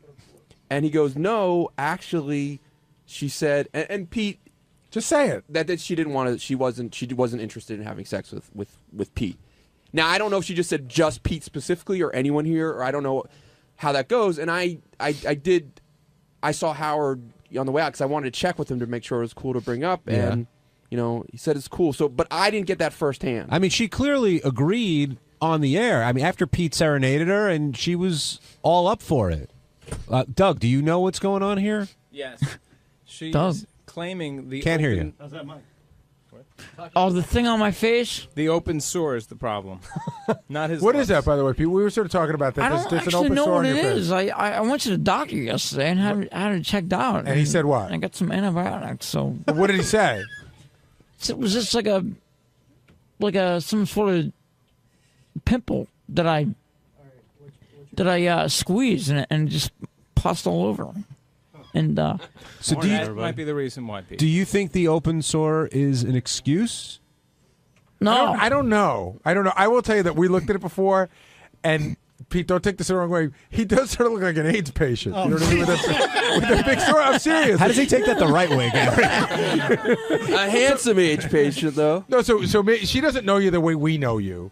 Yeah, And maybe, obviously. and so I look at that and I go, Pete banged into the wall or something. But maybe it's a little scary to her. But this is a woman who doesn't mind unprotected sex. We finally found that. Yeah, Bibby so that's kind of weird. Bibby has a line, and Pete is that line. He's the Mendoza line. Yeah. So if Ganji has this sore or Benji has this sore, let's say, do you think it would have prevented this from happening? That's a very pop a pimple real quick. No, that's a very good question. I don't know. John, I guess the question you're asking is it the sore or is the sore just an out in general? That's right. Well, I mean, we could ask her, like, will you do it when the sore is healed? Yeah, well, based on her rap today on the show, I wouldn't think that would stop her, but I guess I'm wrong. Shirley, do you have breaking news on this? I don't know. I was just going to confirm what Benji said because I interviewed her after she got off the air, and she confirmed with me that she was not down to bang Pete. But did she tell you the lesion or the sore? Yeah, she says I don't know what that sore is, and I said I think it's just a scratch. Could be AIDS. I don't know. See, don't you think BB should have had the class to tell Pete face to face, or at least let him know before she left? That's not right. Doesn't sound like the conviction of a girl who fucked a janitor at the movie theater. Well, maybe you say maybe she felt, maybe it wasn't the smartest way to do it, but maybe she felt it was nicer to say yes on the air and to reject. And then to just privately. never call him again. Yeah. Pete, would you rather that, or would you rather her tell you face to face? Face to face. Rather than secondhand, Well, But the second hand is not her fault. That's my fault. That I didn't even realize you were here. Right, when he I said wouldn't that. even been aware of it if Pete wasn't here. Then he would have never known. He would have just kept calling her and texting her for a month. We're just kidding, man. She's gonna fuck Thanks, you. Gare. Huh? We're just kidding. She'll fuck you. Are you giving me shit or? Yeah, but I just want you to feel good and stuff. Man. We'll get you laid. All right. Well, come on. No, I'm confused. No, I'm we're not. confused too. We'll get you laid. I'll get you laid. I'll get you laid today. Pete, Benji's trying to let you down easy here. Essentially, she said that she doesn't want to bang you because of that sore. I mean, that's what I this don't know. comes down Listen, to. this is like I said. Well, Everything I heard is if secondhand. that's true coming from her, then that's obviously true. But Now, do you think maybe she sensed that you wanted more than just a banger, Pete? Because I know a lot of times you sort of go down the relationship route once you meet a girl. Well, I was like, after the show, I was like, well, we'll sit to the camera guys. I was like, well, we'll see where this goes. It's not a guaranteed relationship, but I don't think of her and think of the word relationship at all. At all. Just have some fun and make one thing leads to another. You're already going too far for her. Because she did say if she banged you, she wanted you to leave right after. Yeah. Well, I mean, I wouldn't take offense to that. That wasn't just you, Pete. I mean, she that's said what she wants. That's what she wants. Yeah, exactly. That's the way she operates. But do you understand that this is a pure sex thing? That it's not a relationship thing? And I mean, certainly for her, and I figured for you, this is like let's have sex and then beat it. Do you understand that, or do you think that it could be more? No, I totally understand that it would be just because you just 2 seconds ago said let's see where it goes. Just let's fuck and then but. Conversation can if you've already gone too far. But she doesn't want to have a conversation. Who knows? But I don't know if this is Pete's fantasy at all. Like to me, a girl like that, a little bit of fantasy would be you'd be so fucking good and so blow her away that she'd like fuck. I gotta fuck this guy. Yeah. See, I've never had that fantasy. I don't think I could be that good. I think you could. I don't know. All right, let's go to the phones. It's worth the shot. Jim, you're on the wrap-up show. Yeah, the one guy with the balls to fucker's got a damn open sore. Jesus, I can't believe there's single guys on the Howard Stern show that won't fuck this broad. Hey, I always forget your name. I know you're from Jim? NC. This is Jim. Jim, yeah. But Sure. Jim, do you have a girlfriend or? I do. Okay, so let's say you were single, but you were in our position of like we're not exactly famous, but like reality show famous. So in a New York minute, Benji. What's that? In a New York minute. But wait, so Jim, knowing that if you fucked her, that on Monday we're going to drag in the studio. I go, you fucked her. We want every little detail. We want to hear about it. So now everybody that listens to the show will know that you had sex with this porn star who sleeps with a lot of people, and a lot of them unprotected. That's cool for you? Well, it brings notoriety to yourself, and it's something for the show. When you're working for the show, you've got to do that kind of thing. Look at her. You don't have to do it. Yeah, exactly. She's fantastic looking. I mean, she is, but it's a one-time thing. It's basically a one-time thing. Jim, are you saying that makes it harder for next time? Are you saying that some of the guys on the show aren't fulfilling their obligation? Seriously, because that's what it sounds like. We're not being team players. Right. We're not fucking BB Jones. Yeah, I mean, Gary, you and Howard should actually make it a stipulation that someone's got to get fired. She's going to be there in Flushing, New York. She's going to be there all weekend. All right, I'll do it. Yeah, and so about 50 other guys probably. Gage, if you knew it wouldn't be found out, I think you said you would absolutely. If she came up to me at a bar and I didn't know she was a porn star, or even if I kind of found out that she was, and it wasn't part of the show, we were somewhere else, I would absolutely. Okay, so let's take this a step further. You probably know how to get in touch with her, yeah, without anybody knowing. Would you ever try to pull that off? No, because I feel like it nowadays with the Howard 100 News and everything else, that's not a possibility. Back in the old days, absolutely. Yeah. Things can be kept quiet. Nowadays, no. I did try contacting her without anyone knowing, and she didn't just contact me back. Right. Can I ask JD a question? Oh, God. JD, would you be more into her if she was only into you? Like, does it bother you that she was somewhat into me, period. I don't believe that she was into me. And I believe her saying she wanted me to fuck me or whatever was her. She didn't mean it. But if you thought she did, and she wasn't interested in Benji and me and 50 other guys, but only you, would you go through with it?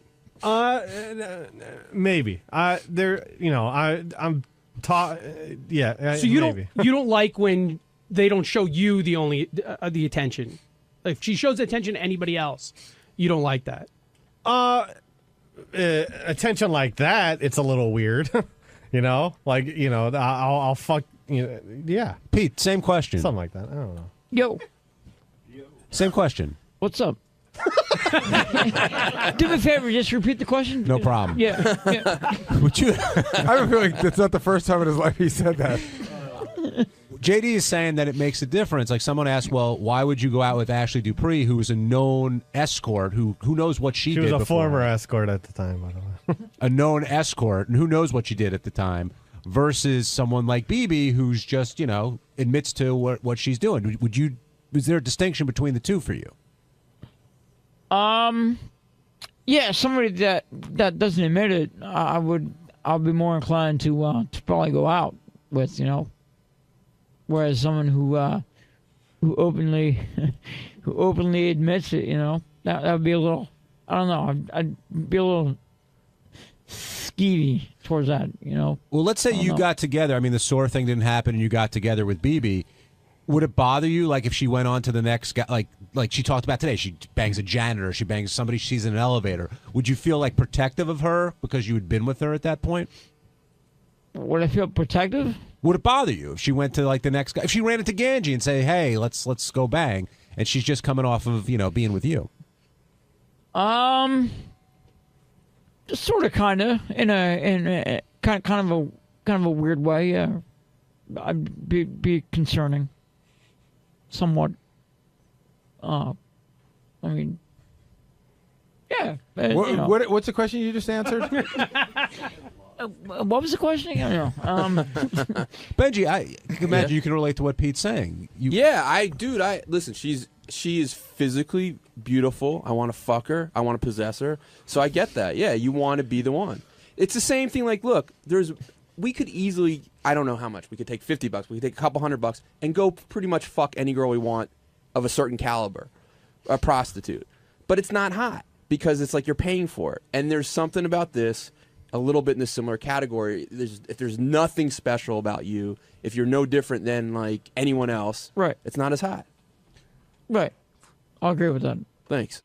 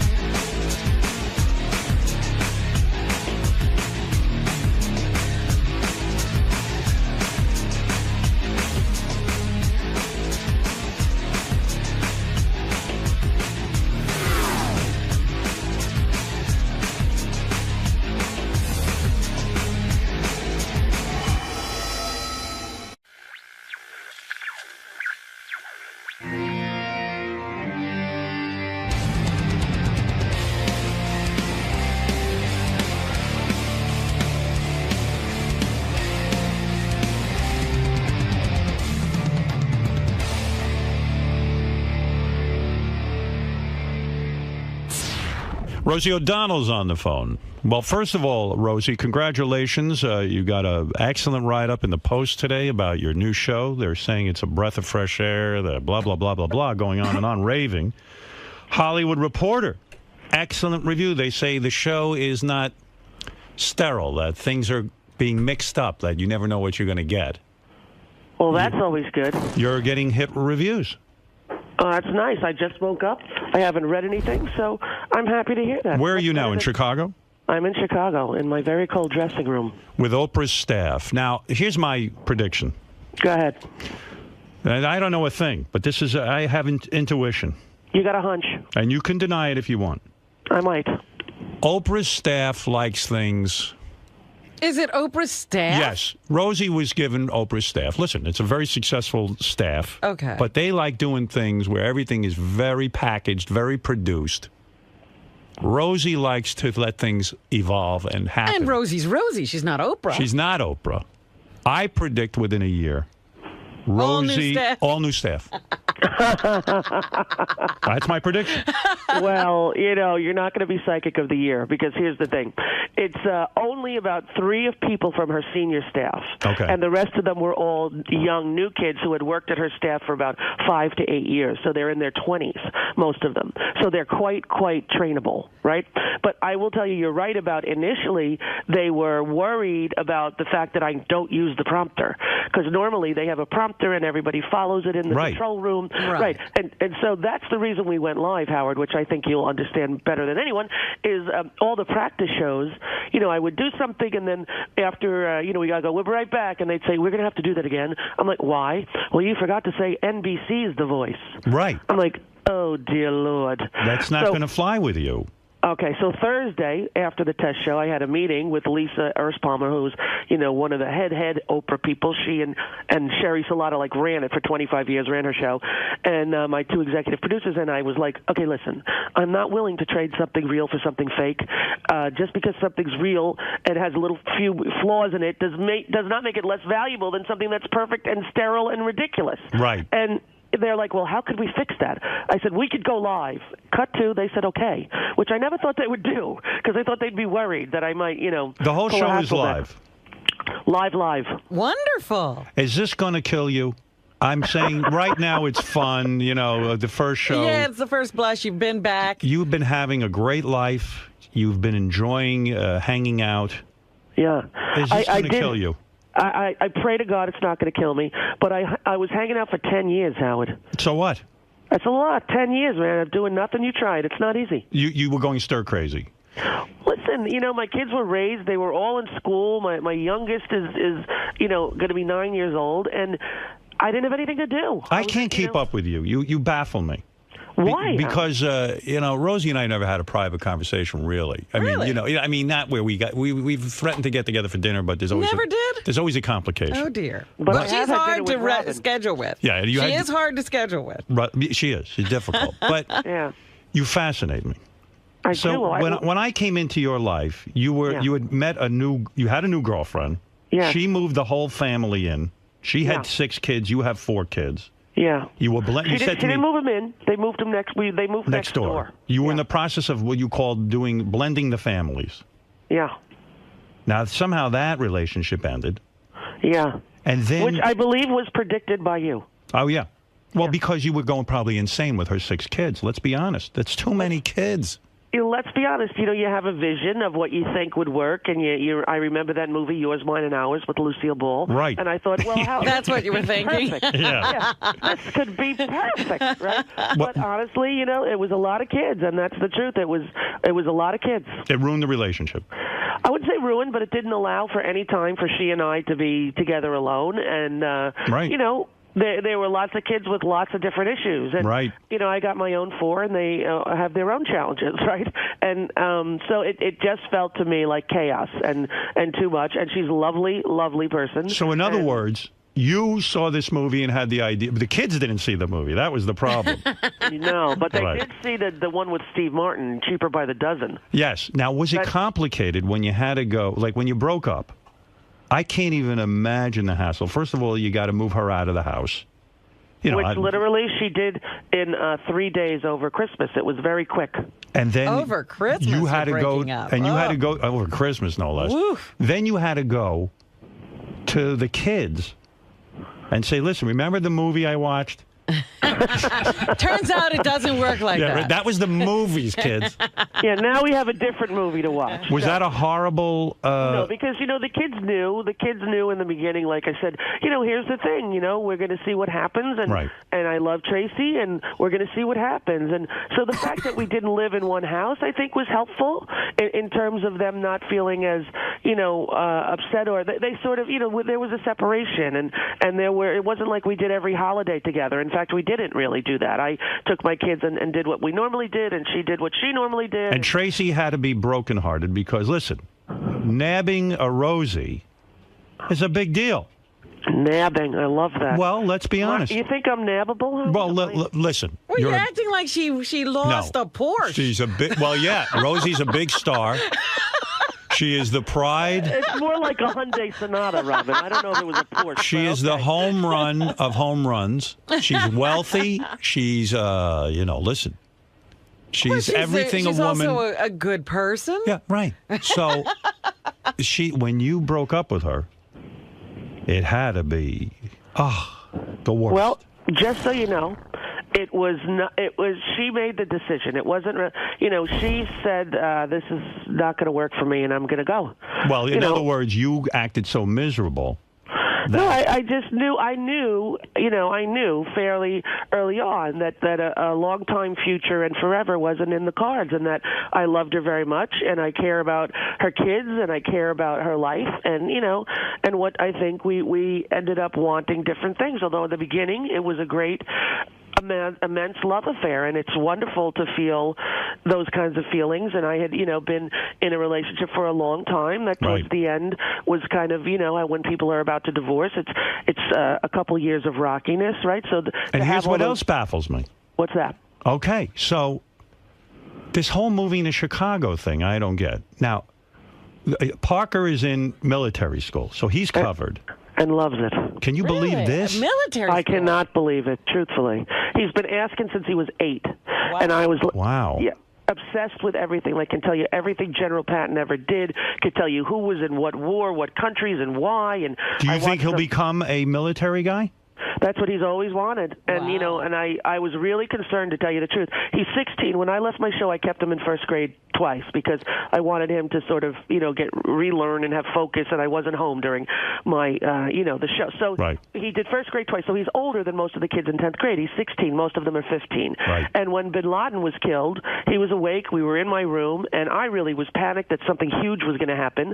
Like they dropped the nuclear bomb, because the president doesn't give a press conference on a Sunday night. Right. And they announced that he's dead, and my son goes, "Oh shit!" And I go, "What, honey?" He goes, "I wanted a shot at him, Mom." And he was This dead is some serious. kid. This is some kid. Dead Now, serious. Here you are, a peacenik, right? You are someone. Totally. And this kid is rebelling by becoming a military guy. Well, that's what I said. I said, how do you piss off your left-wing, liberal, pacifist, lesbian mother? You join the military, I'm and like, you were don't the you type- want to stay home and get drunk and have crazy sex with Right. your parents? He's like, yeah, I'm going to do that as well, Mom, but I first want to serve my nation. I'm like, okay, baby. Wow. Doesn't this blow your mind in the sense that you were the type of mother, from what I could understand, that was up this kid's ass? I mean, he couldn't make a move without you. And Yeah, then I'm madly in love with him. And all of a sudden now, he's moving out of the house He's at gone. 16. He's gone. Yeah, it wasn't really all of a sudden. I mean, he's seen every movie about military school and stuff, and he saw TAPS, so I'm partially blaming Tom Cruise. But he saw TAPS, and he was like, Mom, I want to go to that school. Is he into And then- guns? Excuse me? Is he into guns? Well, he'll tell you every caliber. He's never shot a gun. We don't have a gun in the house.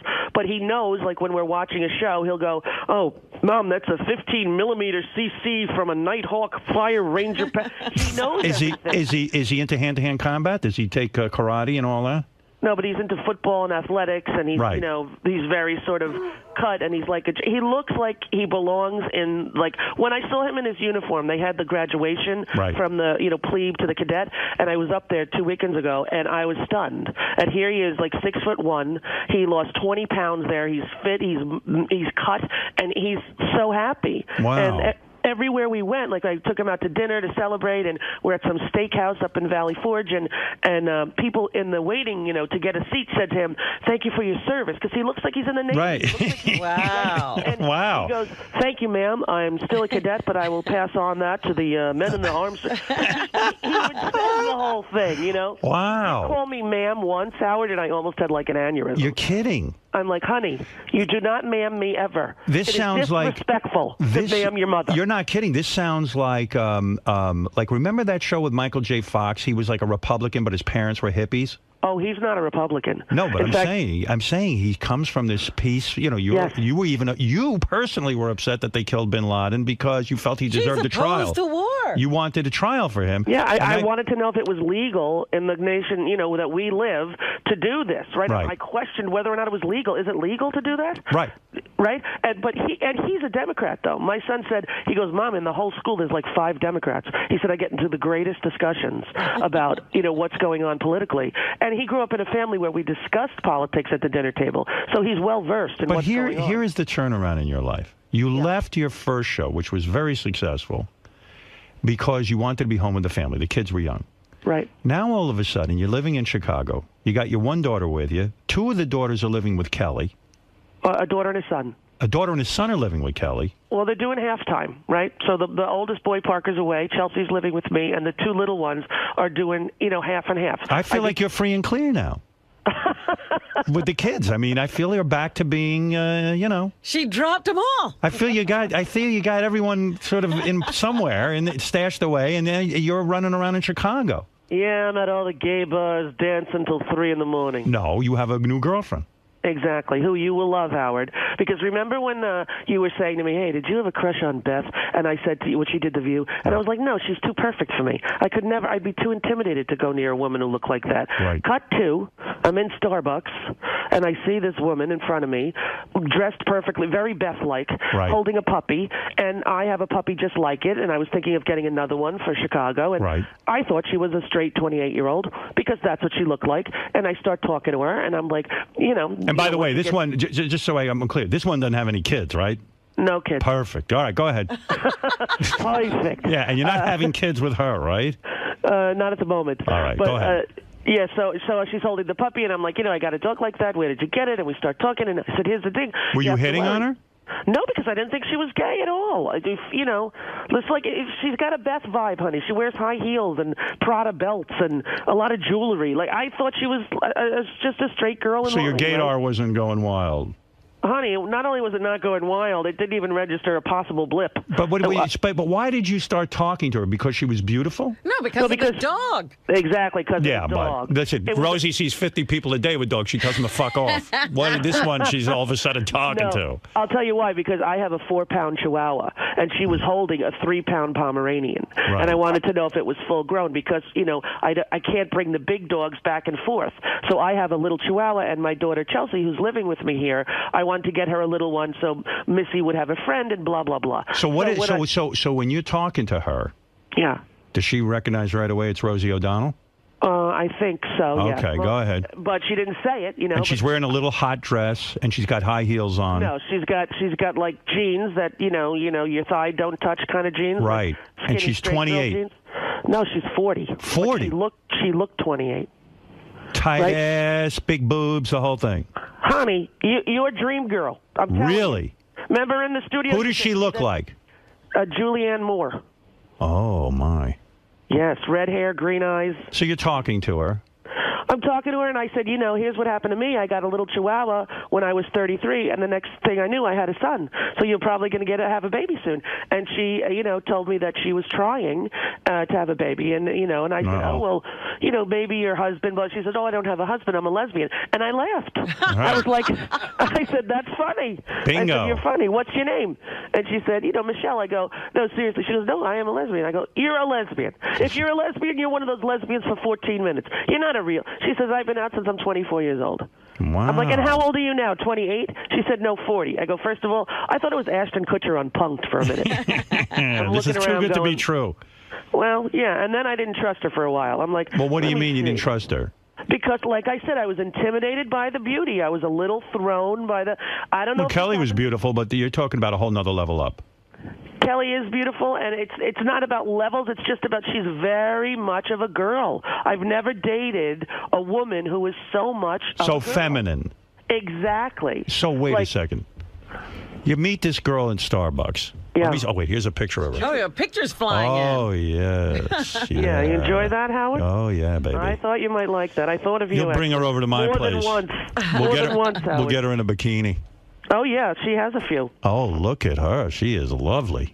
Yeah. Is she wearing a wedding ring with you? No, she is not wearing a wedding ring. It appears to be. Wow, she's some knockout. Yeah. You know how to quite- handle quite something like that? Howard, that was my concern. I was like, hey, what have I... You meet her in Starbucks. How long before you take her out on a date? About 2 weeks. What did you do? because- You started texting and calling? Yeah, you know, my daughter was in the hospital for a while, and so I was going back and forth to the city. What is and I that wasn't- all about? Is she all right? Yeah, she's okay, but you know, for my 14-year-old, and so I was in and out of the city a lot for like a month, and you know, so I didn't really have any time. So we talked for like 2 weeks on the phone and texting and emails and stuff, and then That's romantic. And It was. are you burning with desire for her? When well, you I was text? nervous, Howard. I was like nervous. But like, you were thinking about her a lot. And I was also thinking, could she really be gay? Like, you know, but then as we were talking about, you know, her life and her relationships, and I was like very. You found yourself fantasizing about her? Yes. Alone in bed? You touched yourself thinking about her. Well, Howard, you know. I mean, that's okay. There's all kinds of influence you can buy to help you do that. But no, Oh, I know. Robin teaches me. Oh, stop. Yeah, well. So, if okay. So you're Robin's thinking a smart about her, woman. you're texting this and that, and you say, let's go out on a date. Well, yeah, Yeah, she said, let's have dinner, Where'd you take I was her? like, to a sushi restaurant, but in my town, because, I had the kids and we had some stuff going on. So she came up with her puppy. Right. And met 3 of my children the first day, because what I thought was, if this has any chance to ever be anything, it comes with 3 kids. It right? was And I clear also- it was a date, though. You introduced the kids right away. She doesn't fuck around. Oh. Because you know what? Rosie falls in love like in a day. Immediately. Yeah, like she doesn't even like date that much. As soon as she No. meets anybody that she's slightly attracted to, she moves them right in. Well, I went on 4 dates. You'll be proud of me, Howard. Right. In the last, since I've been divorced, which is like 4 years, Right. I went on 4 dates with people I did not move in with. So I'd like to have good. a round All of right. applause. All for right, that. so there is But- some discriminating. Right, but when I go on a date, here's how it goes. I go out to dinner, and then if I don't feel that thing that you're supposed to feel, like, oh my gosh, I want to get to know you, I want to sit next to you, I want to snuggle, I want to, Right. If I don't feel that, then that's done. You It's move I don't- on. And that's right fair. away. But that's fair. Right away. You say to them, "Oh, this was a nice time. I'll get in touch with you," and you never call, right? Well, because I'm a lesbian, they end up texting and we're friends. But I Right. make it clear that, I'm not particularly interested in anything other than that. Women are so good with each other. They're so sensitive that way. Like me, they I would can just be friends. I just would never write the person and hide. Exactly. Right. Well, I used to do that with therapists. Whenever my therapist pissed me off, I would change my phone number and just never call them back. That's healthy. I wish I could learn how to do that. Yeah, that's a good trick. I think you should use that. So you go out on a date. Where do you take these girls to dinner? Because right away it becomes a story. This is in your neighborhood. No one squeals on you. No one says, Yeah, hey. in Nyack it's very easy. You Yeah, know that right. everybody. I've lived there a long time. What'd she wear on the date? Was she wearing like no panties? No. She's got some thong action going on, but no, white jeans and a black shirt and heels that I could not believe a human could walk in. And no bra. Oh no, honey, believe me. Oh. She's got the bra underwear matching sets, La Perla, something that she's taught me about. I now have matching bras and underwear, color coordinated, with lace. Does it make you feel good? It does, and Yeah. I'm shocked. So wait a second. This girl, you go on the date, and I know with the way you've described it, you like a nice big build-up sexually. You don't want to just get it over with in 2 seconds. Oh no! In fact, it was Right. not. There was no chance or time. So then after we went out to dinner, all it was a kiss goodnight, and then we With a went tongue. Out. Yeah. Wow. Yeah. Come on, I'm Look 49, at you. honey. Wow. What am I going to do? Peck her on the cheek? No time to waste. There were 3 kids sleeping upstairs and 1 in military school. I couldn't exactly, bound chicka bound. And besides, I was nervous, Howard. Do you initiate the kiss or she does? I did. Well, good for you. Well, I was nervous to do it though. But you knew And- you knew she wanted it. If she's going all the way up to Nyack, she wanted something with you. I mean, think? yeah. Where does the kiss happen? Out in your front door? No, on my living room couch. I walk wow. in and the kids are waiting because the kids were playing with her dog, and the kids are waiting. Hi, and I'm like, okay, everybody, up to bed. Mom Right. will be up there. And Yeah, but it's 4 o'clock. So they go up to bed. You get her on the couch, and you make out with her. No, we don't make out. We one kiss. That's I romantic. said, that's what I said to the kids. I go, you guys go up to bed. Mommy will be up in a half an hour. And she has since told me that when I said that, she thought to herself, oh, she's not interested, right? That she put her right. But I wasn't. What am I going to say? I have the kids. They're waiting in my bed. No, that's very respectful. Right. So were you burning with desire? Well, I was definitely wanting to kiss her. Right. Oh, And I she's did. She's a knockout. I'm staring at the picture as you're talking. She's beautiful. She's inside and out. She's so great with kids. She's really lovely. She's smart. She's kind. She's got her own. She's got. So when do you finally bang her? It took a few months, Howard. Few months. Because I was you in like that Chicago. build-up. Well, I was going back and forth to Chicago in the early parts of the summer to set up the show. Even right before the summer, I was going back and forth, and then Second date, you feel her up? No. Just kiss again. We made out. Oh my God! See, women when they're with each other, they love a slow build. Oh, you kidding? And then all the letters about how great the kiss was, and then talking, and then send me a photo. Where are you? And, look at that. Oh my God! It's romance times 1,000. Did she sext you? No. No pictures of herself over the text with her legs or her Oh panties? no. Nothing. Well, no. Come Wow. on. What, I she's not a wouldn't know. skanky hoe. That's not hoe. That's fun. Well, before you even make love to the person, Yeah. they're going to send you pictures Well, of themselves naked. Not naked, but a little Yeah. something. So all right. So you make out for a long time on the second date. Third date, I'm going to say by the third date, fingers. Now you're burning with desire. No, let me tell you something. Here's what it went from. Kissing to, could you come and spend 2 weeks with me? Right. It was time. So And all then- 4 dates were just making out. Where'd she come to, Chicago? Just kissing. Miami. We went to Miami. Oh, the house in Miami. Yeah, which is really, that's the house. Every time I pull in, I go, who owns this place? Right. Oh, crap, it's me. And Right. when she saw that place, it was romantic time. It was romantic time. But you know what? She's got her own thing going on, honey. What does She's she got do? money. She's an IT headhunter. Oh. And she's like, one of the most successful people in that field. And That's attractive. I like that. yeah, she's got a lot of her own money, cash, life. She's got a Beamer. She wears all these designer everything and jewelry. And I'm like, where'd you get those earrings? She's like, I bought them. Sounds too good to be true. Yeah, a little bit, and that's what I was a little bit like going. Where am I going to find the trap door? Where am I going to hear? By the way, I was arrested for impersonating Julianne Moore and stealing $50 million. Have you ever dated someone who had that type of personal income and was able to support themselves in that fashion? No. So this is a new avenue for you.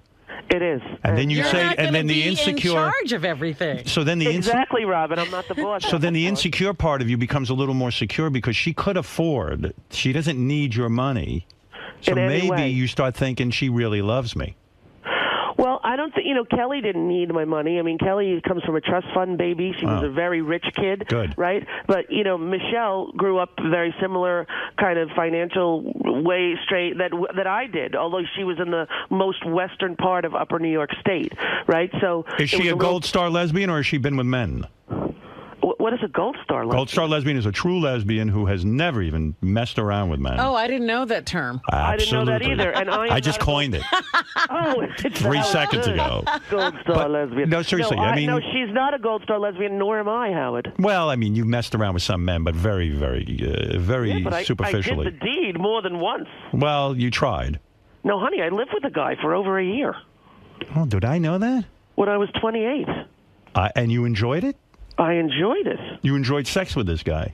very much. You And didn't know want what to else throw I up and go, and you weren't thinking about women the whole time. No, you know what else I enjoyed? Going to the supermarket with him before the football game on Sunday and getting the beer, chips, and nachos and having the cashier say, "Oh, how long have you guys been dating?" And it was all of a sudden to be accepted in the world, not having to have who you're with be invisible and people pretend they didn't know. And listen, it's a long time ago. It's over 20 years ago, right? So you're But- bisexual? No, I'm not. I'm definitely gay. Right. But I see a handsome man, I'm not dead. I look at there's a sexy hot guy, I go, look at him. I don't necessarily want him naked in my bed, but I would like him to maybe tidy up around my house. It must be painful for you when you're around me because I'm so handsome. I'm telling you. It must be confusing for you. If I even went close to you, Jeanette Barber would have my head because. Did the guy get you off? I mean, were you able to have an orgasm with him? Oh gosh, yes, honey. No kidding. Everything works downtown. It's not like lesbians don't function without the right car key. No, but I have many friends who are lesbians who say to me, the thought of the penis going in them is so repulsive. Oh, really? Yeah, that they can't No, even. well, I don't think that could possibly be true because there's a lot of. Yeah, who are you talking to? I have Where friends. is this? What are you, women who? What? All right, that's the second thing I made up. I figured. Gold Star lesbian in that. And all of your lesbian friends who are repulsed by penises. Well, but I have male friends who are gay and who have said to me, they quite frankly, they go to me, ugh, pussy is disgusting. Okay, I have a friend, Dan, and he went for the first time when he was 30 to a bachelor party at a strip joint, and he was there, and his friend supposedly didn't know he was gay. The woman was on the stage, spread her legs in front of them, and he said loud, and everyone heard, "Oh my God, it looks like roast beef." Right. Well, I would imagine it would be the same for you. You see a penis, No, and you're not like, the same ugh, thing. filthy no, penis. not at all. No. So now you get her to Miami. None of the kids are there with you. Honey, all the kids are there. Wow. And she's going to come for 2 weeks and stay with you? Yes. And go in the bedroom with you? Yes. That's a bold move. And here's the best part of her. So we're second night. We're in the bed. The kids. We've put the kids to bed. They're asleep. We're in the bedroom. All of a sudden, knock, knock, knock.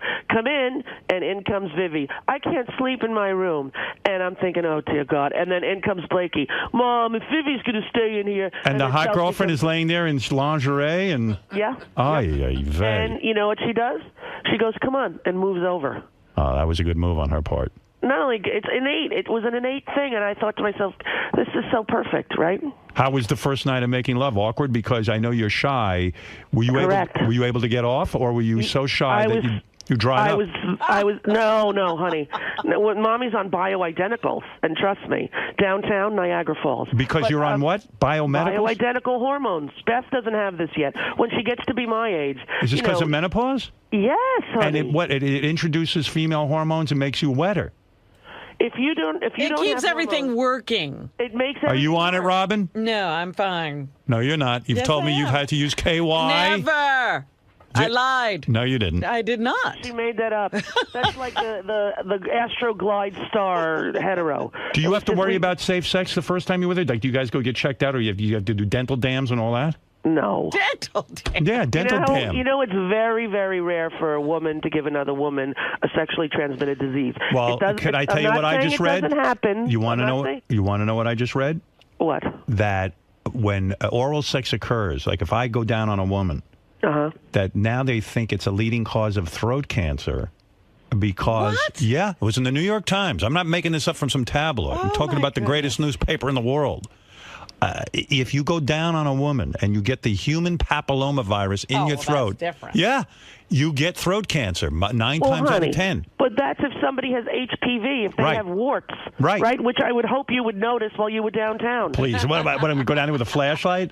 Honey, you could. I have my eyes closed. Warts, babe, warts. They're very. You could feel it with your hopefully very skilled tongue. So you're telling me the first night she comes to Miami, kids go to bed, she marches herself up to your bedroom with you, and lovemaking begins.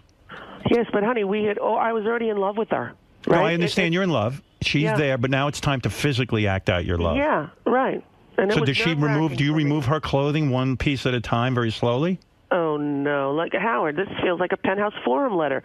All course I can it tell does. you is, let me tell you this: it was really, really lovely, and like everyone else, when you're initially with somebody and you love them and you first have sex, it's kind of awkward because it's a new person and you don't know, and then as you're together, it's better and better and better and better. And No better. vibrators? No, Just fingers.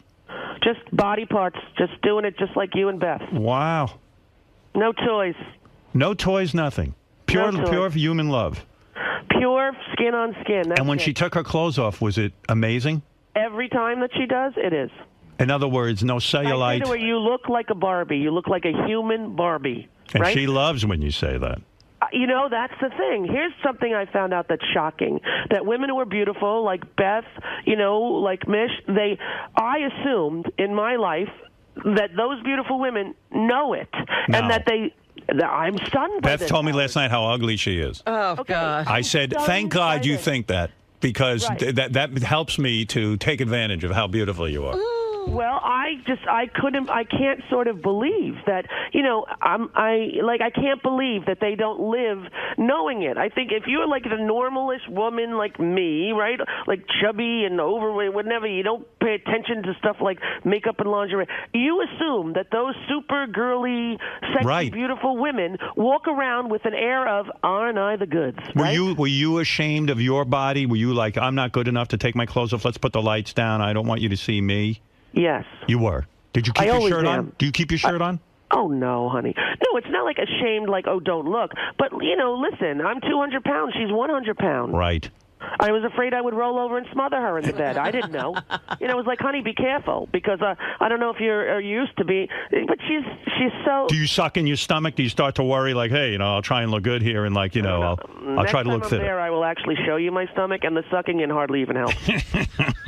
Had she ever been with a large woman before? Yes. She had. Yes, she's been, she's had, she's not invested in it's not about looks for her, which obviously. Yeah, right? same with Beth. Right, it's not about that. Do you do what I do? I walk to the bathroom backwards so that she can't see my ass. I'm not kidding. Yeah, I have cellulite. But wait a minute, you showed your ass on national TV. Yeah, that was but a you big. won't show it. That was maybe the biggest mistake of my life. But we all know your ass, Howard. Even Beth said to me, like when I was 7, I saw that on TV. And I thought it was disgusting. Whatever, I don't know how old she was, but well, she had to be around there. That's gotta hurt. She goes, oh, yeah. What's the age difference with you two? What's the age difference? Not much, 19 years.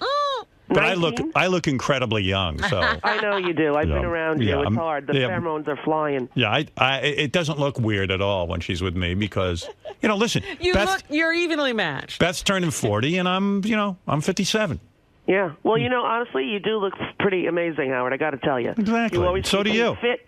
Well, honey, I could use to lose about 40 pounds, but Do you think you'll lose 40 pounds now that you're with this new woman and she's so? Well, here's the thing. I actually have lost some weight already, and she's very interested in health, right? She eats healthy food. She works out, and she keeps saying to me, I want you to live. You need to live. Was she in the audience for the first show that you did at the Oprah thing? Of course, that's the greatest aphrodisiac. If she wasn't turned on before, when a woman sees and all your glory. Well, even Beth said when she sees me working the radio controls, it turns her on. Well, it's funny because she came to the rehearsal, and we had a rehearsal on Sunday because we were going live yesterday. Right. So she, for the first time, sat and watched me sort of do what I do. And do you find yourself trying to make your job look more complicated in front of her so that she's even more impressed? Or that you have to tell people what to do. Like use start bossing some people around, or tell people like some television terms, like we got to sweep this quarter hour, please. I know about this. Do you find yourself doing that? I do that with Beth. I think I do it a little bit, but I would tell you this, that I am always bossy, so it wasn't like I was acting. You should have fired someone right on the spot. That would have gotten her. She would have been naked in your room within 2 seconds.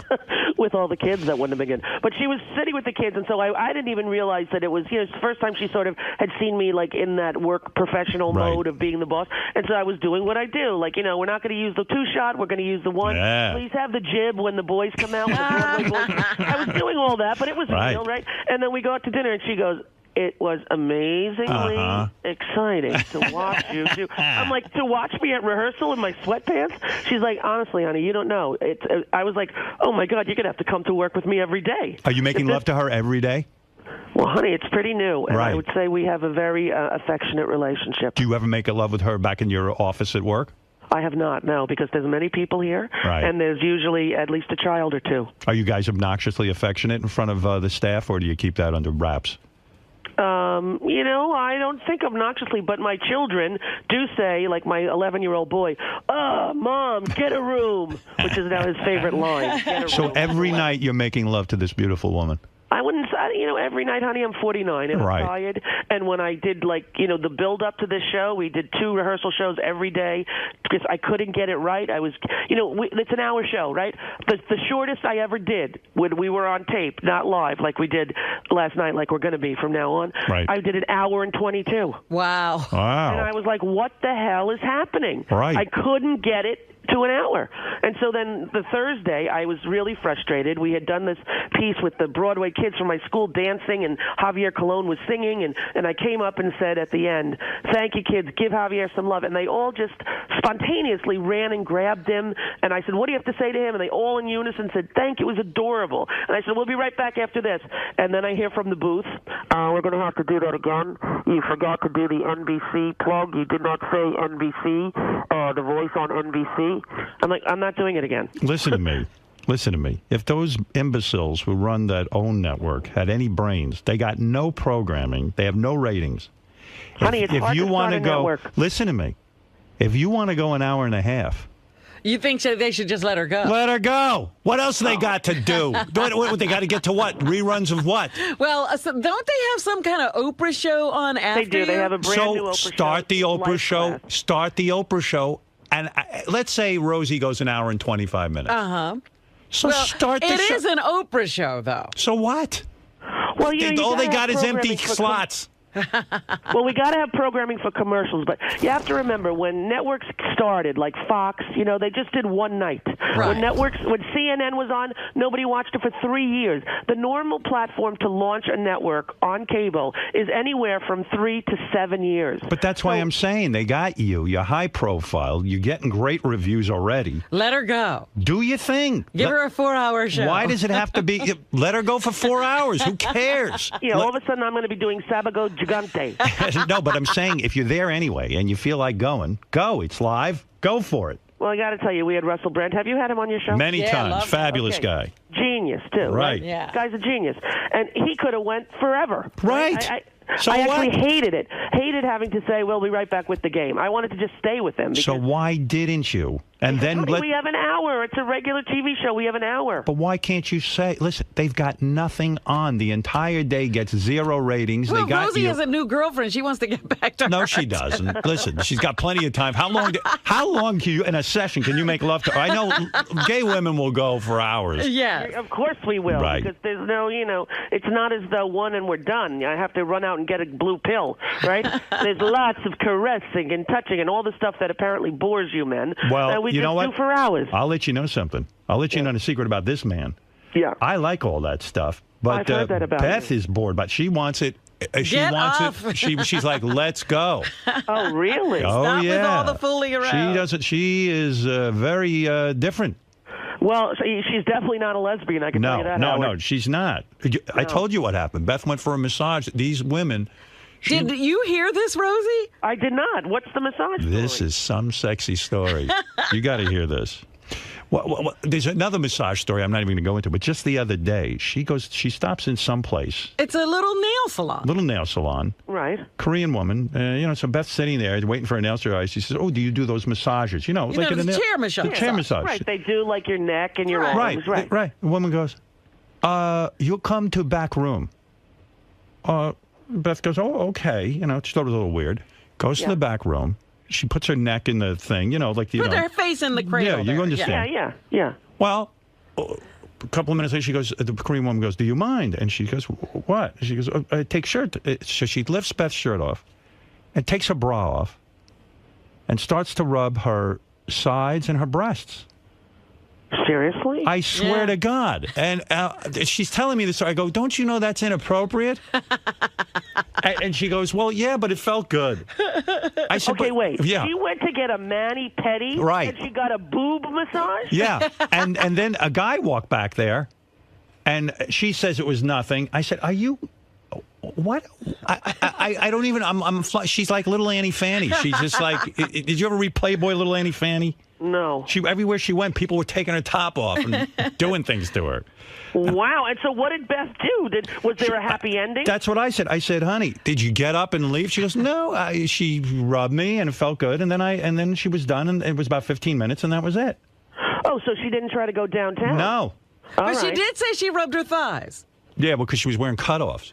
But they don't usually touch your thighs in a chair. I don't know what was going on. Thighs at a nail salon. Yeah, well, but the kicker is... Beth may have said something in Korean. It sounded like massage. I think but so, actually too. was like, can you do me almost right to the edge of glory? I don't know. Sounds to me like you're liking this whole Chicago setup. I can't even believe it because, I still think they could have done the show from New York. Well, we were going to do the show from New York, truthfully, but because the Oprah show was winding down, didn't end until May 25th, by the time that we had all of the studios to choose from, there were no studios that I wanted to work in. I'm very spoiled. I was at 30 Rock for 6 years, right? Right. And then when I did The View, it was over on the west side. Literally, there were rats in the dressing room. They would chew through things. It was really near the river, and it was not a good environment. I didn't want, one of those Unitel all the way on the west side. And so of the choices, we didn't have many. And then, Oprah said, if I can give you the jet, you could go back and forth. Now, initially, Howard, we weren't going to do this kind of show. Right. I was going to do Oprah show, right? Well, thank God. Someone got a hold of Rosie. I heard the original description of the show. Right. It was some serious issues. This and that. I said, listen, 7 o'clock at night. People want fun. Have some fun. Have some fun, for Christ's Right. Well, sake. we were originally at 4 o'clock. We were going to fill the spot that she left vacant. 5 million women watching. Right. That was the goal. Was to do her show with her staff at 4 o'clock. Bulk tape a bunch of them. Be here for 5 days. Be home for 15 days. Right. Be here for 5 days. That was the original plan. Then around July 4th, they said we're going to put you on at 7 to launch into the new nighttime programming because there's all new programming that started yesterday. Right. So I was like, well, at 7 o'clock, I can't do a 1 hour single topic just for that reason. If it worked in Fringe, they would put all those shows on in Fringe. It doesn't. It's game shows and entertainment, and that's what people want. Yeah. And so I was lucky, I think, because I don't think I would have been good at that other one either, Howard, because I get pissed off about things that I feel are unjust. Right. And then I'm not entertaining. I think some of that's entertaining. I do. I like when you're opinionated. I don't want you to go I'm going to hold back here. I like when you let it go. No, I won't be holding back. And the Yentas who watch that stuff will love it. Believe me, I'm going to watch. Yeah? I would have watched last night, except Yeah, that. I caught the first part, and I was like, wow, Rosie's doing stand-up. This is great. Yeah, good for you. I'm happy for you, and believe me, it's good to see you back at work. I figured you'd go back. Yeah, And you were the reason that I actually did it, because before I went on the radio, I was thinking, well, I'm not going to do any. I'm 50. What could I do? And I love doing that radio. If they had only paid me a penny, I would have stayed. Right. And then it all, here it is. Are you still affiliated with Sirius? You are, right? Yeah, totally. And I loved it. Actually, I loved doing the radio. And I never used to listen. Now I listen all the time. Are you broadcasting your nightly television show on Sirius, the audio portion? Yes, they are. Good. And Okay. I'm doing like twice a week answering questions for an hour, having call-ins about topics. So I'm still going to have a presence there on Stars. I would have much preferred to be on Howard 101. Yeah, well, me too, but that evidently wasn't in the cards. All right, listen, watch The Rosie Show, weekday nights at 7 on OWN. She's in a good place. You can see, if you see these pictures of this woman she's banging, you can see why she's in a good place. This one I approve of. Thank you, Howard. I thought so, actually. Second date, I thought, when Howard Stern gets a look at this one, he's going to be a happy man. Oh, my God. And, I have to have her over in the summertime so she can wear a bikini. And she will, my friend. Oh, and she yes. And that is something, Proudly. even if you can't make it, send her over. Okay, I'll be there in a muumuu, and All she'll right. be in a bikini, all right? Good luck with the show. All right, thanks, Howard. We'll all Thanks tune for having in. And have you met her parents yet? Yes, I have. Already? Honey, we're gay women. Come on. We met the moves right family. along. We're getting wedding invitations printed. You'll be invited. Oh, are you getting married? I think it could be in the cards. It's legal in New York. Have you asked her? I think we've discussed it. Wow. Oh, wow, this is moving fast. Howard, come on. I'm 49 and I'm gay. Wow. Well, the old joke. What is the old joke? What does a lesbian bring on a second date? A U-Haul. What does a gay man bring on a second date? What second date? Good night. I'll be at the gay yuck hut for the next 2 weeks. But if she wants her own kids, you can't get started with that again. I see already. Listen, the two are living with Kelly. Yeah. You got the one with you. You're downsizing. Yeah. It's enough But with the can kid. I tell you, for me, honey, it's enough can for I tell you. you the truth? Yeah. To hold a newborn baby, I don't even need any antidepressants. Go to an orphanage. Hold an egg, baby. I'll come home with 20, like Mia Farrow. Well, what medications are you on that you're so happy? Well, I'm on a very low dose now of Effexor, and What sort is of that? weaning off of it. But I'm actually, I'm in a good place. I got to say, my hormones are balanced. I've been doing my TM, mister, for about 2 years. Oh, very good, yeah. Yes, I do my 20 morning, 20 at night, and I'm in a good place. Excellent. All right, very good. I'm happy. All right, good to talk to you all. All right, watch The Rosie Show weekday night, 7 o'clock on the Oprah Winfrey Network. Has Oprah mentioned me? Oh, yeah, we talk about you often. I bet you couldn't have me as a She guest. probably doesn't bring you up at all. I don't think Oprah would let me on the show as a guest. Will you come Listen. to Chicago? No. But listen Come to on, me. Howard. No. A whole hour. You and me, a whole hour. A whole hour. 1 hour, just you and me. But do you think Oprah would want that? I am sure she would. Really? Yes. I'll fly on my jet. I know you don't like to fly. What do you mean your jet? They give me a jet to go back and forth. Oh, you're kidding. What a mega This is a deal. good deal. What are they paying you? Claudia getting wanded every I don't know. You're kidding. They gave you a jet. Yes, not to keep, but to use. And you can use that for carte blanche, like you decide, I need to go to New York tomorrow. Yes. Oh, my God. What are they paying you? Good money, my son. Good money. Are you getting, I'm going to guess, I haven't even thought about what you're getting. Think about it. Are you getting $15 million a year? Here's what I would say, Howard. That's very in the vicinity. If we were near, if we were on Price is Right, you'd probably get a second guess for that. But yes, I'm under? You're very close to the number. Oh, my God. It's not a bad gig, honey. And they're very also, generous. And bonuses? I got it all, like you do. Well, like I do, then you'll be lucky Then to you'll be collect. fighting. You'll be in court trying to get your bonus. They gave me a bonus. I hit a home run. No bonus. They said I read the contract the wrong way. It wasn't you didn't hit a home run. You hit a grand slam, and they wouldn't have this Sirius XM if it wasn't for you. But it's no $100 million deal, honey. But believe me, it's going to take care of everything I need. Whoa, that's beautiful. It's a good thing. Good for and you. Listen, can I tell you, if I find a Gold Star lesbian, I'm going to call in with her. All right? Yeah. Hey, where is your girlfriend? Is she there with you? She's with my daughter, taking her to school right now. Oh, boy, she really is moving She's fast. moved right into the chores and everything. Yeah. Honey, she knows what she's doing. She figured out how to work the remotes in the new house. That's why she can never leave. I'll never be able to watch TV. Next time you call in, have her at your bedside. All right, baby. And you'll leave the phone down. You won't tell her I'm on the air, and I'll listen to your lovemaking. All right. All right? That's a deal. And what are the kids calling her? Hot mommy? What are they calling her? Well, you know, it's funny how they used to call me More Mama, Yeah. right? She said, what name do you want them to call you? And she said, how about Mini Mama? I'm like, that's pretty funny. But it's cute because, like, my daughter, she drives my daughter to school, Chelsea, and Chelsea brought her into the school, and everybody's like, who's this? And she said, it's my stepmom, right? Which was really touching and beautiful. And it's good. It's all good. She's really lovely. And we will all have dinner, I swear to God, and we'll make it work. You will not go to the Hamptons every weekend. Right. You will meet me in the city. No, I'm looking forward to it. And I'm looking forward to my taking... treat. Thank you. And I'm looking forward to a private jet ride. Honey, you say you're in. I'm flying you. We're doing it. And you're not catching any gay vibe from Oprah. You still claim she's straight. I not only that, I'm positive. Positive. I'm telling you, I'm 100% positive. All right. That's all right. Very good. 100%. You know, but your Then gaydar again- can be off. We've Right. just I was learned gonna that. say, then No, again, you don't know. the woman Rosie- I'm sleeping with, I did not think was gay either. Rosie No, hit on Oprah. That's right. And she wanted to find... I asked her to do it. Oh, God, hey, Howard. hey, by the Now way- you'll never be on the show. Shut the hell up. Here's something we can talk about sometime when we get together.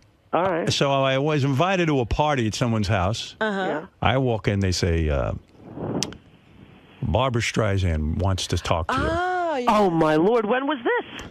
This was over the summer. I told you to come out. Holy... And so, Was it- listen, Whose house? Sandy Gallon? Something? no, woman named Donna. Okay. I go over there, and they say, Barbara, out of everyone here, wants to speak with you. Yeah. I walk over. Yeah. And we entered it up for about an hour and a half. I'm telling you, honey. Just the two of us, a very deep conversation, Miss Streisand and myself. And that I felt brought your good, name up. Didn't it? What? Beautiful. Did it feel good? Sure, Yeah. it felt good. But listen, who likes me? I mean, who knew? Everyone. Who knew Barbara Streisand liked me? Did you bring up my name? Did you Yeah, bring I up? did. And what'd she say? She said, "Oh yes, yes, of course, yes." Oh, yes, yes, of course. Yeah, you That's know, good. she I'll take likes that. you. She likes you. I know she does. She stayed at my Yeah. home. I'm recording an album with her, actually. Oh, The really? duets Yeah. album, Howard Stern and Barbara. Yeah, I felt like only. I got to admit, I felt kind of good about myself. You know that. How could you not? Yeah, First I of mean, all, you're a Jewish guy from New York. Right. She is the biggest Jewish star from New York in the history of the world, and she's the most talented woman that ever lived. yeah, and then then she goes. So then she was supposed to come over to my house the next day. Except What I had happened? I had to leave. I had to go back for work. Oh. So I was like, You mean you didn't take a personal day? yeah, no, I took a personal day, and so no, so that didn't That's happen. sacrilege. She asked you. She was going to come to your house, Yeah. and you went into the city to do a radio show Yeah. rather than hang with Streisand. That's right. Yeah. Well, listen, you know, The woman's almost 70 years old, Howard. Yeah, she was terrific. She really was really interesting. We talked about just about You everything. know, I there don't is. even think of her as an age. Well, I tell you what, She's exactly 20 years older than me. That's how I know. Wow. we had a fascinating conversation, actually. And she's one of the smartest women. She's all politically astute. She's got She's amazingly well read. Yeah. Yeah, no. She kept up with me, no problem. Oh, kept Yeah. up with you. That's right. You know what an intellectual I am. Right? You I didn't are know an intellectual. half those topics. I just You faked my had way no through. idea what she was talking I have about. no idea what anyone's talking about. I just go, oh yes, I agree. Yes, I feel the I same agree. way. I feel that way I'm a as big well. dummy. Anyway, listen, but I'll tell you about that sometime. All right, but listen, Yeah, you guys ever have things to Streisand talk about. Invited to your house again. You cancel show the next day, and you call me, and I will fly in All right, you got it. to the Hamptons. Imagine that. That'd be some scene. All right, listen, watch Rosie's show weekday night, 7 o'clock on Yeah. OWN. She's back on TV and getting fabulous reviews, and I will be watching too. All right, Rosie. All right, thanks. Bye, All right, guys. have fun. Bye. Bye-bye. All right, bye. Right. All right. There you go.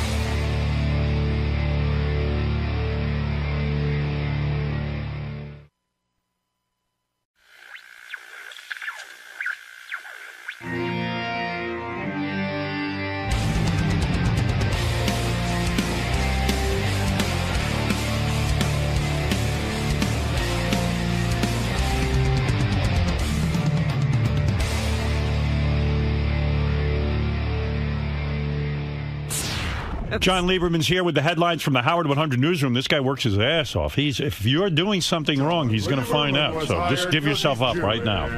This guy's a hard-working, hard-hitting journalist. Yes, John. Scott the engineer has once again been approached by the Professional Bowlers Association to play in their upcoming World Series of Bowling tournament. Scott, sources say, is trying to drum up support around the Stern channels via emails to send him to compete again. You know what? What are these emails? Who's he sending them to? Did he send you an email? You know what? So about a month ago, Gary comes to me and he says, or Doug Goodstein came to me, actually, from Howard TV. And he said, hey, Scott's been asked to go bowl again, the PBA tour. I said, yeah. He goes, well, last year we covered it on Howard TV, and, what do you think? Do you want to do it again? Scott approached us. He'd be interested. I said, look, let me think about it. So I'm thinking about it. I go, from what I remember, I watch Howard TV. It wasn't that big. It wasn't that interesting to begin with. Scott stands there like a lummox and bowls, and he bowls okay. He didn't do great. He didn't do bad. He just was boring. It was fine for what it was. I wasn't sitting and pining away for Scott to go back on the PBA tour. Yeah, you haven't been thinking about it. Yeah, well, Scott's been thinking about it. Well, he had a great time. Right, he had a great time. And don't forget, he left here for like a week or two, and no one missed him. And that's problematic when you leave and nobody knows you're gone, because it makes it seem like you're not that valuable. So then, Scott. So I said to Doug Goodstein, I think we'll pass on it this time. I said, I don't see the merit in it. Right. Well, next I guess they told him no. And Scott's sort of having an inner tantrum. He writes me a direct email. Ah. And he goes, I don't know if you are aware of this, but the PBA has asked me to bowl again on their tour. So, in other words, he got the no from Doug. He got the no from Doug. Now he's writing me. And he wants to get a direct no from you. I didn't even write him back. Never responded to his email. Right? I never responded. No. And I never fucking will. So then I write Gary. Wait, that's rude. Okay. Oh, good. That's really rude. And you're rude. No, I'm not rude. You were told no by Doug Goodstein. I wasn't told no. I never got an answer. That's the problem. Well, you're I never rude. Got an answer. All right. Now, so I'm not rude. First of all, you don't ask a question around here and people freak out. What the fuck is that? You don't ask me that. I don't. You don't bother me. When do you ever write me? Yeah, don't bother me. Wow. Who the fuck are you not to bother you? I'm your boss. Yeah, I know that, but I can't ask you a question? Right? No. Holy shit, what the fuck is wrong with you? Because around here you go to Gary. You don't come to me directly. Well, because you were already told I did, but I never got an answer. Doug Goodstein told you no. No, he didn't. Yes, he did. He's coming in to tell you. He's coming in right now. Now, he's going to... Listen. This is what gets him worked up to bowling. Not the wife calling in. He could care less. This is what's going to get him worked up. That's another fucking issue. So, Doug here's my issue with you. Mr. Trader over here. Throw anybody under the bus he can. Here's my issue with you. Doug, you never gave me an answer. After I wrote no to you, Doug, what happened? Did you tell him no? I said he took. He said he never got an answer Howard, from you. I got a weird vibe from Howard. He didn't seem really into it. I followed up with an email to you. Right. Didn't hear back. It was fine. Scott, did I not tell you? So listen, Scott knows around here. You don't bother me with your shit because I don't like saying no to anybody. That's right. And you go, well, you say no. Instead of a no answer. No, you go to Gary like you do on everything else. I did go to Gary. Do you ever write me once asking me about your job? Gary do you never ever came ask back me about to me? what you should be doing every day in your studio? No. Gary never came back to me. You want to bowl so bad you're throwing a tantrum. Well, I'm not throwing a tantrum. So listen to this. Listen, this is what matters to him. So wait, I'm not done. So then Scott doesn't hear back from me. Because he knows what that means. I don't write to Scott about his personal bowling. We have meetings for that. Gary, he has a conduit to go to Gary. He can go to Doug Goodstein. And when he hears that Howard's not interested, take the fucking hint. No, okay, fine. Don't cover it for Howard TV. That's fine. Okay. I don't. So then he gives up on me. Tim comes to me. Ah, he went to Tim. Yeah, he's going to everybody. He came to me, right? And then we discussed it, and I said to Tim. Right, so Gary then comes to me. So Scott knows what to do. So you still getting questions about this. Well, wait a second. In between Gary, I walk by Scott's studio, and Scott says to me, I want to go bowling, something along those lines. So I had just come off the air. My head was fucking spinning. Hey, Howard, Doug sent you a thing about the bowling tournament. Yeah. Do you have any problem? I can't deal with it now because I just want to take a break. Go but ahead. I'm sorry. I'm going to talk to Tim. I'll talk to Gary and find out what's going on. Okay. Thanks. All right. Appreciate it. Quite frankly, I was thinking about it. If there was any merit in it, if there was anything good for Howard TV or on the so radio. you're still considering it? Yeah, I was thinking Just about don't it. bother you. I was thinking about it, but he's bothering me as soon as I get off the air because he wasn't satisfied that I didn't answer his email. But he's already gotten a no from Doug. Gary he went to. So Gary comes to me, and I said, you know what, Gary? I like Scott. I got nothing against him. He wants to bowl. Let me think about this. I sat in my office and wasted 20 minutes of my time trying to think if there's any fucking reason I need this guy. And I still was saying, oh, what the hell? So then, I don't know. Gary then, I talked it over. We discussed it, and then you said, you know what? We need him here. Right. So then Scott had come to me, and I said, yeah, I mean, he's got a job. But I said, you should talk to Tim. So Tim sat him down and said, no. Did Tim tell you no? Nope. What did he say to you? Tim told me told you no. What did Tim say to you? Tim came to me and said, as a friend, and first of all, he's not my friend. Okay. I'd like to give you advice. All right. What was his advice? Drop the bowling issue. Well, that's okay. what does that say? So what happened? Officially, that is not an answer. Scott, I told you that 3 weeks before Tim told you that. I Okay, said just everyone's drop it. nicely saying to you, So no I one cares if you bowl. I dropped the bowling issue. Well, then he comes up with a new plan. He goes, I want to take my personal time. So I get a memo from Tim and Gary. Scott is now saying he wants to take his personal time to go bowling. I said, oh, you mean when he has his vacation, it coincides with bowling? I said, that's fine Well, with me. unfortunately, it doesn't coincide. Right. Unfortunately for you. Yeah. Well, that's what I'm... Right. So I go, oh, that sounds okay to me. I go, you mean during his vacation? They go, no. He wants to take his own vacation, set up his own vacation, and go bowling. Uh-huh. I go, well, is he needed here? Because if he's not needed here, why is he here anyway? I said, do you guys need him here? They go, yeah, we need him. So I said, well, then there's no issue. Forget the fucking bowling. I want to go shoot pictures today for my photography. Things I could be doing today that mean I wouldn't be here. The only reason they're asking you to bowl is because you're on this show. Leave the show, quit the show, and go off and become a professional bowler. What are you waiting for? What are you doing? You're nuts. You're going to go campaign? You see how hurt he is? This matters to him more than anything. I was trying to get an answer from somebody. What do you think the answer is? Got an answer. 3 guys told you, drop the issue. I love it that he says Tim is not his friend. Tim tries to give him some friendly advice. Right. And Tim says, drop it. And he goes, that's not an official answer. So the show, you don't want to cover it? That's fine. We don't want to cover it. Nobody cares when you bowl. Good. That's fine. Unless you're bowling winter Do to you recharge. feel like you have an answer now? Or do you need me to sit down with you? Well, and say obviously no? you don't want me to go, so that's the answer. You gave me the answer. Listen.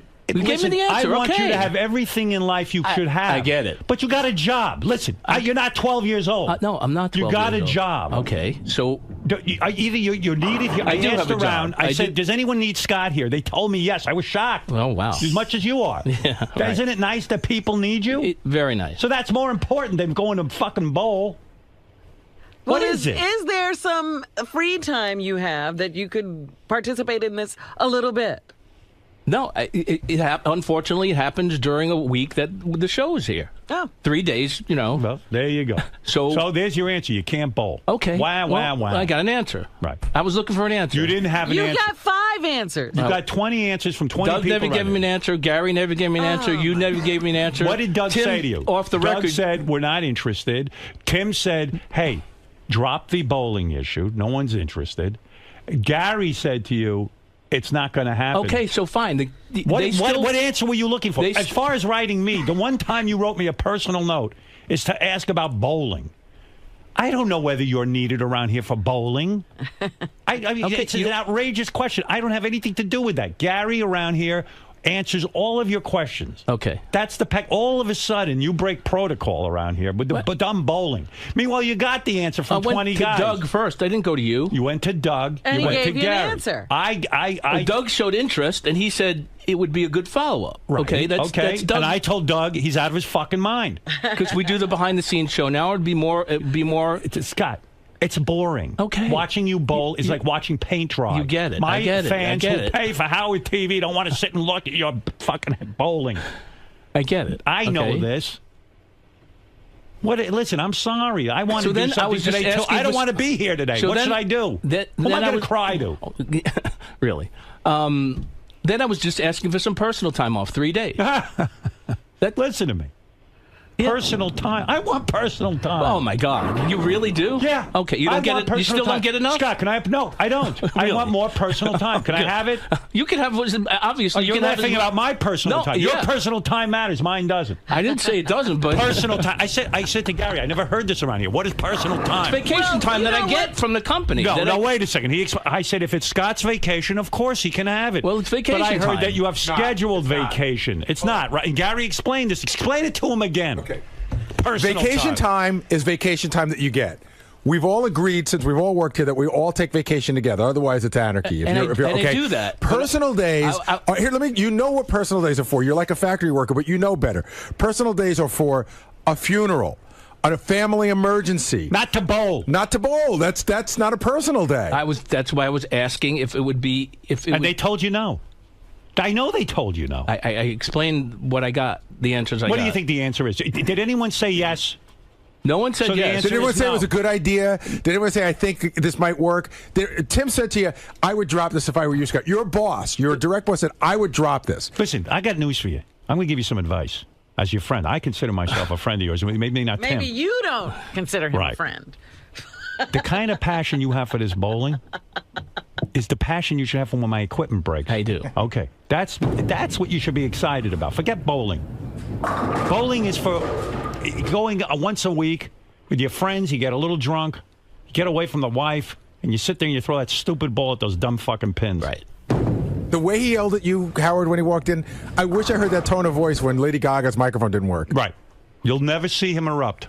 Except for he erupted. Yeah. Oh, the bowling. Well, I never got an answer. That's what, But you did. You got an answer. You didn't want to hear what you heard. He said, drop the bowling. I said, okay, I'll take. So let me take a couple of days off. That's not dropping it. A couple of days off to go bowl? So what happens when an emergency comes up? So are you needed around here or not? Yeah, I'm needed. You are. So then how can we let you go? Okay, I got the answer. Right. But also, Howard, suppose some emergency now comes up and he needs a couple of days. He already took him for bowling. Yeah, but that was good for you guys. You talked about it on the air. I remember when he was bowling the last time. We talked. Then they call and say, we want to get on the air with Scott. And I go, you know what? I'm not even that interested in getting an update on him. I remember your exact words to me when we discussed it was, you go, Gary, I remember seeing Scott Bowling show, and I don't remember it being stellar television. It was good once, but I don't think it merits doing it again. It was boring. Well, you should get Greg in here.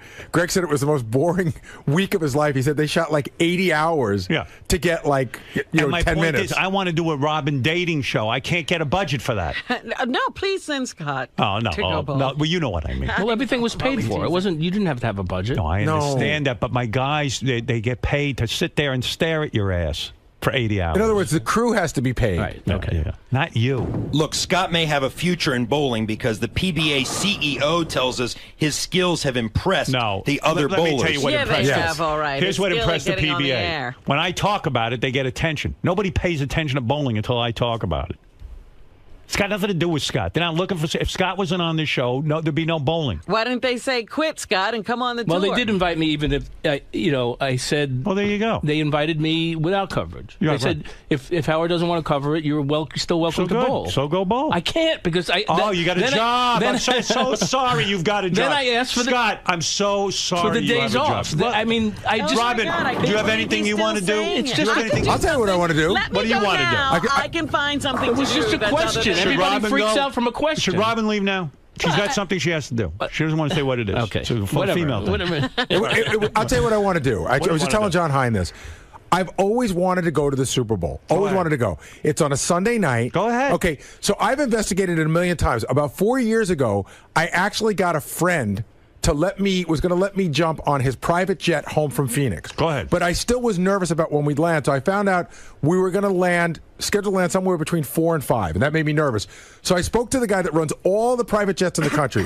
He told me the Super Bowl is the biggest night of the year for private jets. Of course. There's at least 300 in whatever town that's in. He said, you should land at 4, but I can't promise you that you will. So I said, I can't do it. Right. I got to be here. That's right. You missed that on the Super Bowl. I can tell you something I've been trying to do. I want to go to the Australian Open. We're working during why that don't time. you go? Take it's a personal million day. miles away. I could never get back. You know, here. Scott, which way do you want it? Do you want to be a player on the show and be important on the show? Or do you want to play it that you're so inconsequential that you can leave? Like, if Robin said to me, listen, Howard, I love the show and everything, but I've got to see the Australian Open.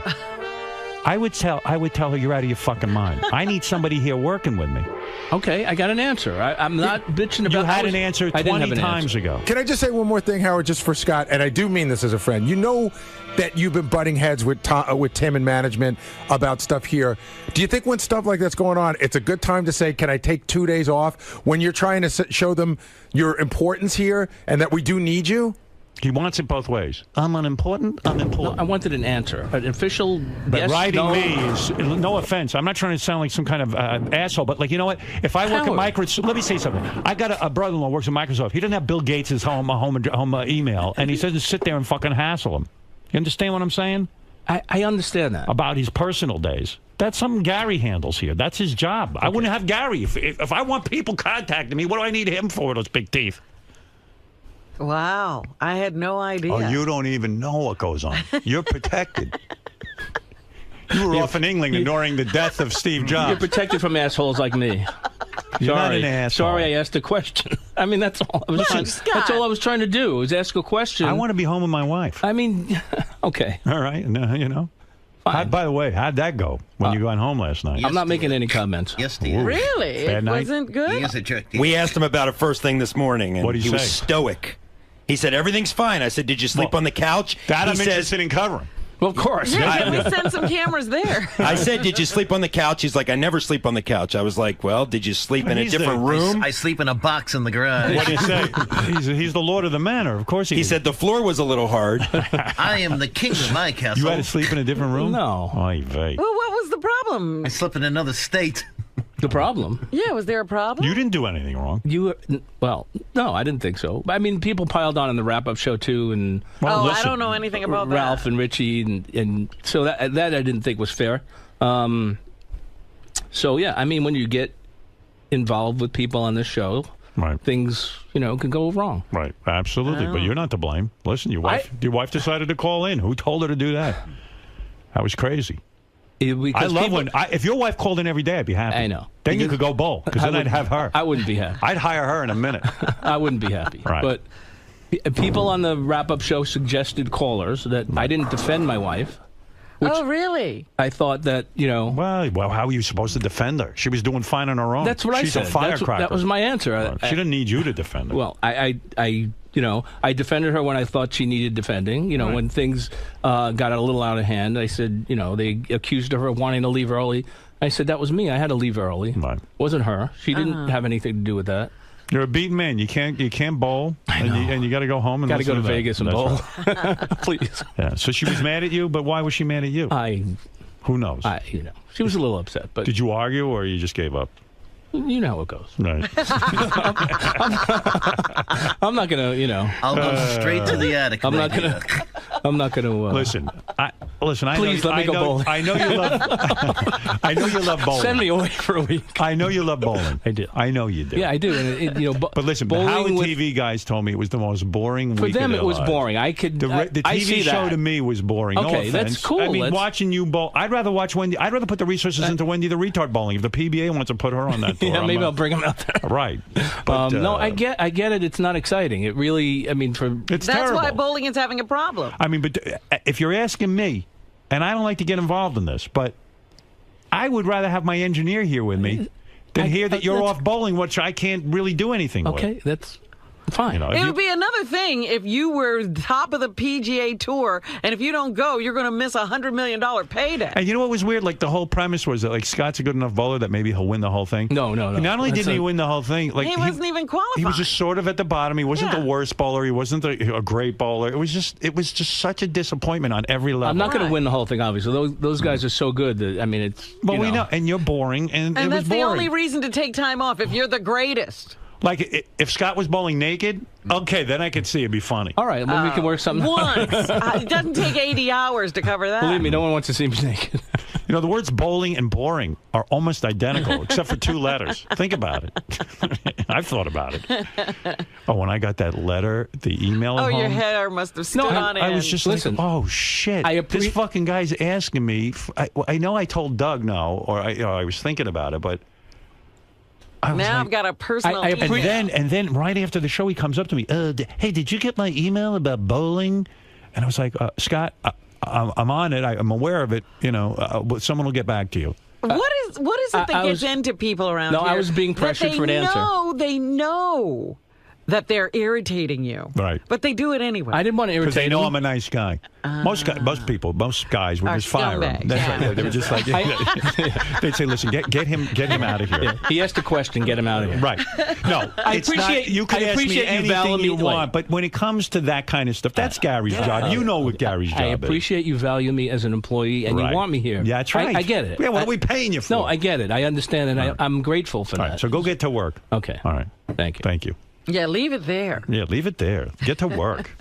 Get passionate. You don't know what goes on. And you saw how he came in? The way I mean, that was amazing. It's been festering. Like Uncle Fester. I need an answer. He looks like Uncle Fester, and he was festering. Everyone. I thought his head was going to spin. That vein popping out scared me. Yeah, and I mean, you've covered war. I've seen a lot. I've been to Iraq. I've been to Guantanamo Bay. I have seen a lot. That vein might have scared me more than the streets of Baghdad. That's right. That's right. When he goes off, he goes off. Gary, you've seen Scott over the years get in these types of situations. I haven't seen him this angry since he didn't get his push-up money. I mean, he was screaming. He's like, "Oh, you're a fucking big shot." I was like, "Wow, is he?" I thought maybe Fred was playing a tape or something. I couldn't believe he was yelling at Howard like that about something like this. Why, it seems like he's cooled down in recent years. He doesn't have these big blow-ups. Why is he so passionate? Like, why is this so important? Okay, he loves to bowl. It's something that's really he loves to do. It would be like his version of bowling is me going on tour with Bruce Springsteen. I can't explain to you why he loves bowling, but he loves it. So I get that. I get that this is something that means a lot to him. But everybody on the show has made a sacrifice for something that means a lot to them. Listen, I missed my best friend's wedding. That's no fucking bullshit. My best fucking friend. I was in the wedding party, and I missed it because it was the same night that we were doing a pay-per-view. And Howard goes, "I fucking need you here." And I missed my best friend's wedding. These are sacrifices you make, man. And why doesn't... Because like I was saying, he seems to have learned his lesson with these blow-ups, but this one just... He cannot let it go, and he's that passionate about bowling? Yeah, I mean, I think that it's a couple of days away from home. It's fun. It's something that he loves to do. It makes, when he goes there, they treat him like a big wheel. So I understand all the reasons why you'd want to do it. But we have this. For once, the sad sack is being treated like a king. And Howard taught me this lesson a long time ago. There was something going on where I was doing an appearance, and the appearance made me late for work or somehow interfered with something. And Howard said to me, "If we don't have this, there's none of that.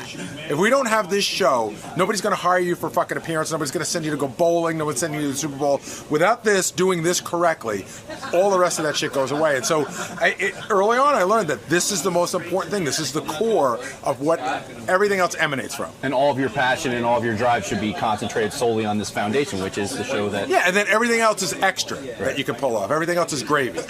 Howard alluded to the fact that, his brother-in-law that worked for Microsoft doesn't have direct access to Bill Gates. Has our staff gotten too comfortable with Howard? Well, you know what? That's a tough thing. We have a very small staff. We've all been together a long time. Scott's known Howard for 25 plus years, and Howard's given everyone access. You have access to him. You could write him on Lotus Notes. Everyone has access to Howard. So,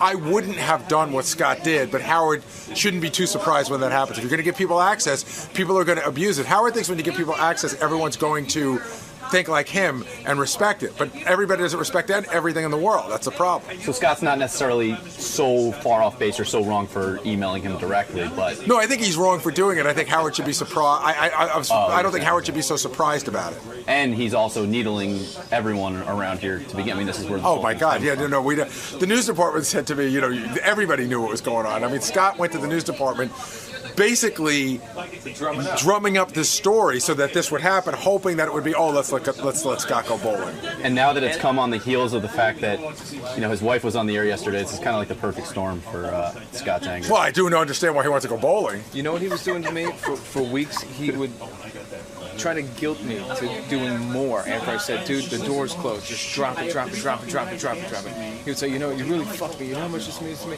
Like, thanks But how a lot. did you fuck him? You asked? You didn't make the final decision. No, I told him he didn't want to hear my advice, and my advice was to drop it. I said, listen, I don't understand why everybody was afraid to just tell him flat out no. I told him flat out. No, he came to me. Just drop it. Here's the thing. He came to me, and I knew the answer was flat out no. But it was Tim's place to tell it. Even Tim saying, "I would drop this if I were you." I would have said. But after that, he did. But I would have said, "We discussed it. We need you here," and the answer's no.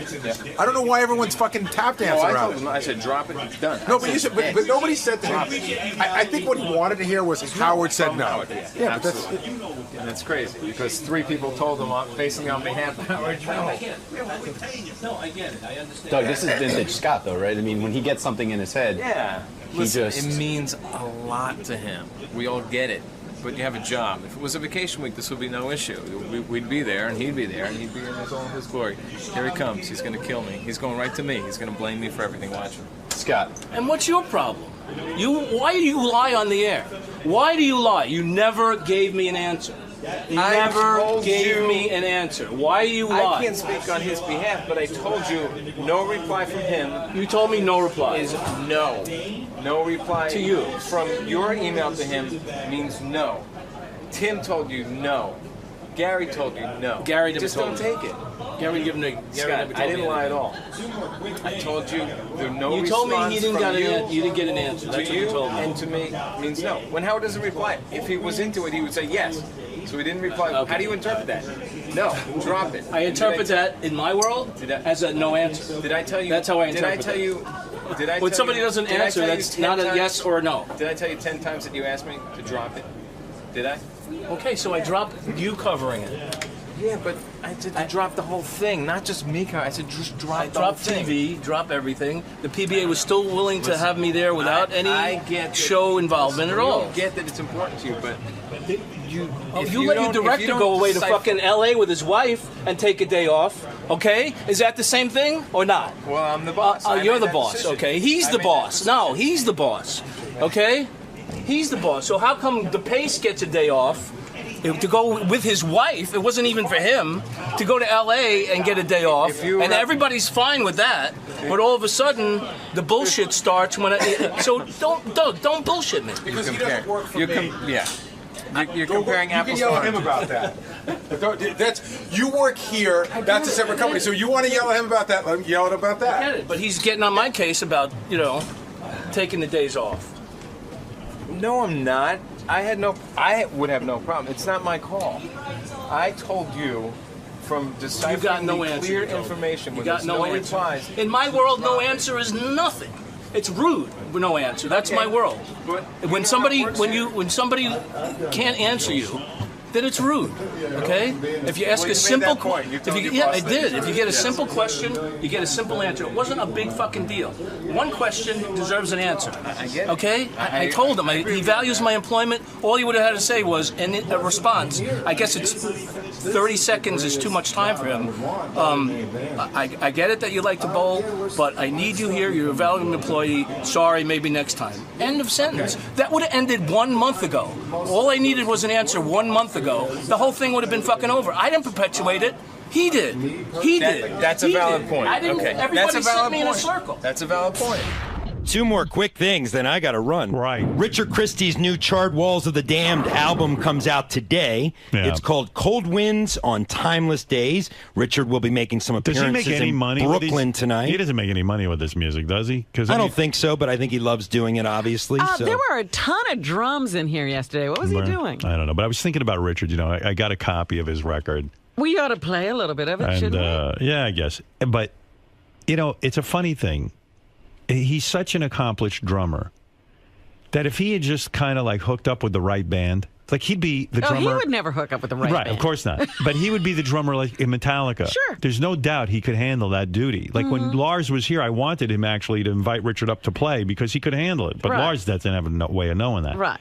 And I said, if the guy had just gotten into with anybody with any half a talent, you know, Metallica or Led Zeppelin type band or someone big. Korn, anything. Korn. Yeah. Korn. Robin would be sleeping with him right now. If he was in Korn.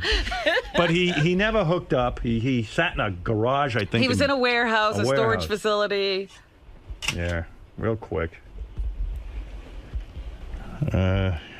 Let's see our lesson. I don't know the names of these songs. Let me see. Here he is. He showed up. And he writes all of this himself and everything. He writes them all himself. You know, it's a shame. You're such a talented drummer, but you never could hook up with the right people. And why not become a session drummer? Why not work with studios? I've done that before. Did you ever smell him? Yeah, who wants to be in a studio with me? Session. No, but you know, there's drummers that are a million times better than me that never make it too. Yeah, I know, it's a just shame. the luck of the draw. I was just thinking of you, and I know you sit and you write this music. Thank I don't you. know Hal. where. I mean, plus I'm here. Do you I mean, get any this money is for this? this is the greatest job I would want, better than do any you get paid band. for this in any way? Yeah, it's starting to come in a little bit. Come on, be honest. Did they give you an advance? Yeah. Oh, they Yeah. did. Oh, okay. But I mean, most of that goes to recording costs. But yeah, Did it you was make- enough how to much pay money the did you band. Me personally, you know, maybe a few thousand. $3,000? Yeah, somewhere around there. All right. Well, Did you have to share it with Sal since you guys are partners? No, but I pay the band members and stuff. Yeah. I mean, is it a band or are these just guys who play behind you because you write everything and Well, yeah, to do? I write everything and they play it, but I treat it like a band because they're All right, my let friends. me hear this. All right, that's very nice. That Thank sounds you. like Aerosmith a little bit. And reminiscent. A little more mainstream. Gets with that- heavy here pretty Oh, it does soon, with that yeah. racket. He's got to start making noise. Yeah. How old are you again? 37. Yeah. Still in my 30s. This is good. I like this. Thank you. Thank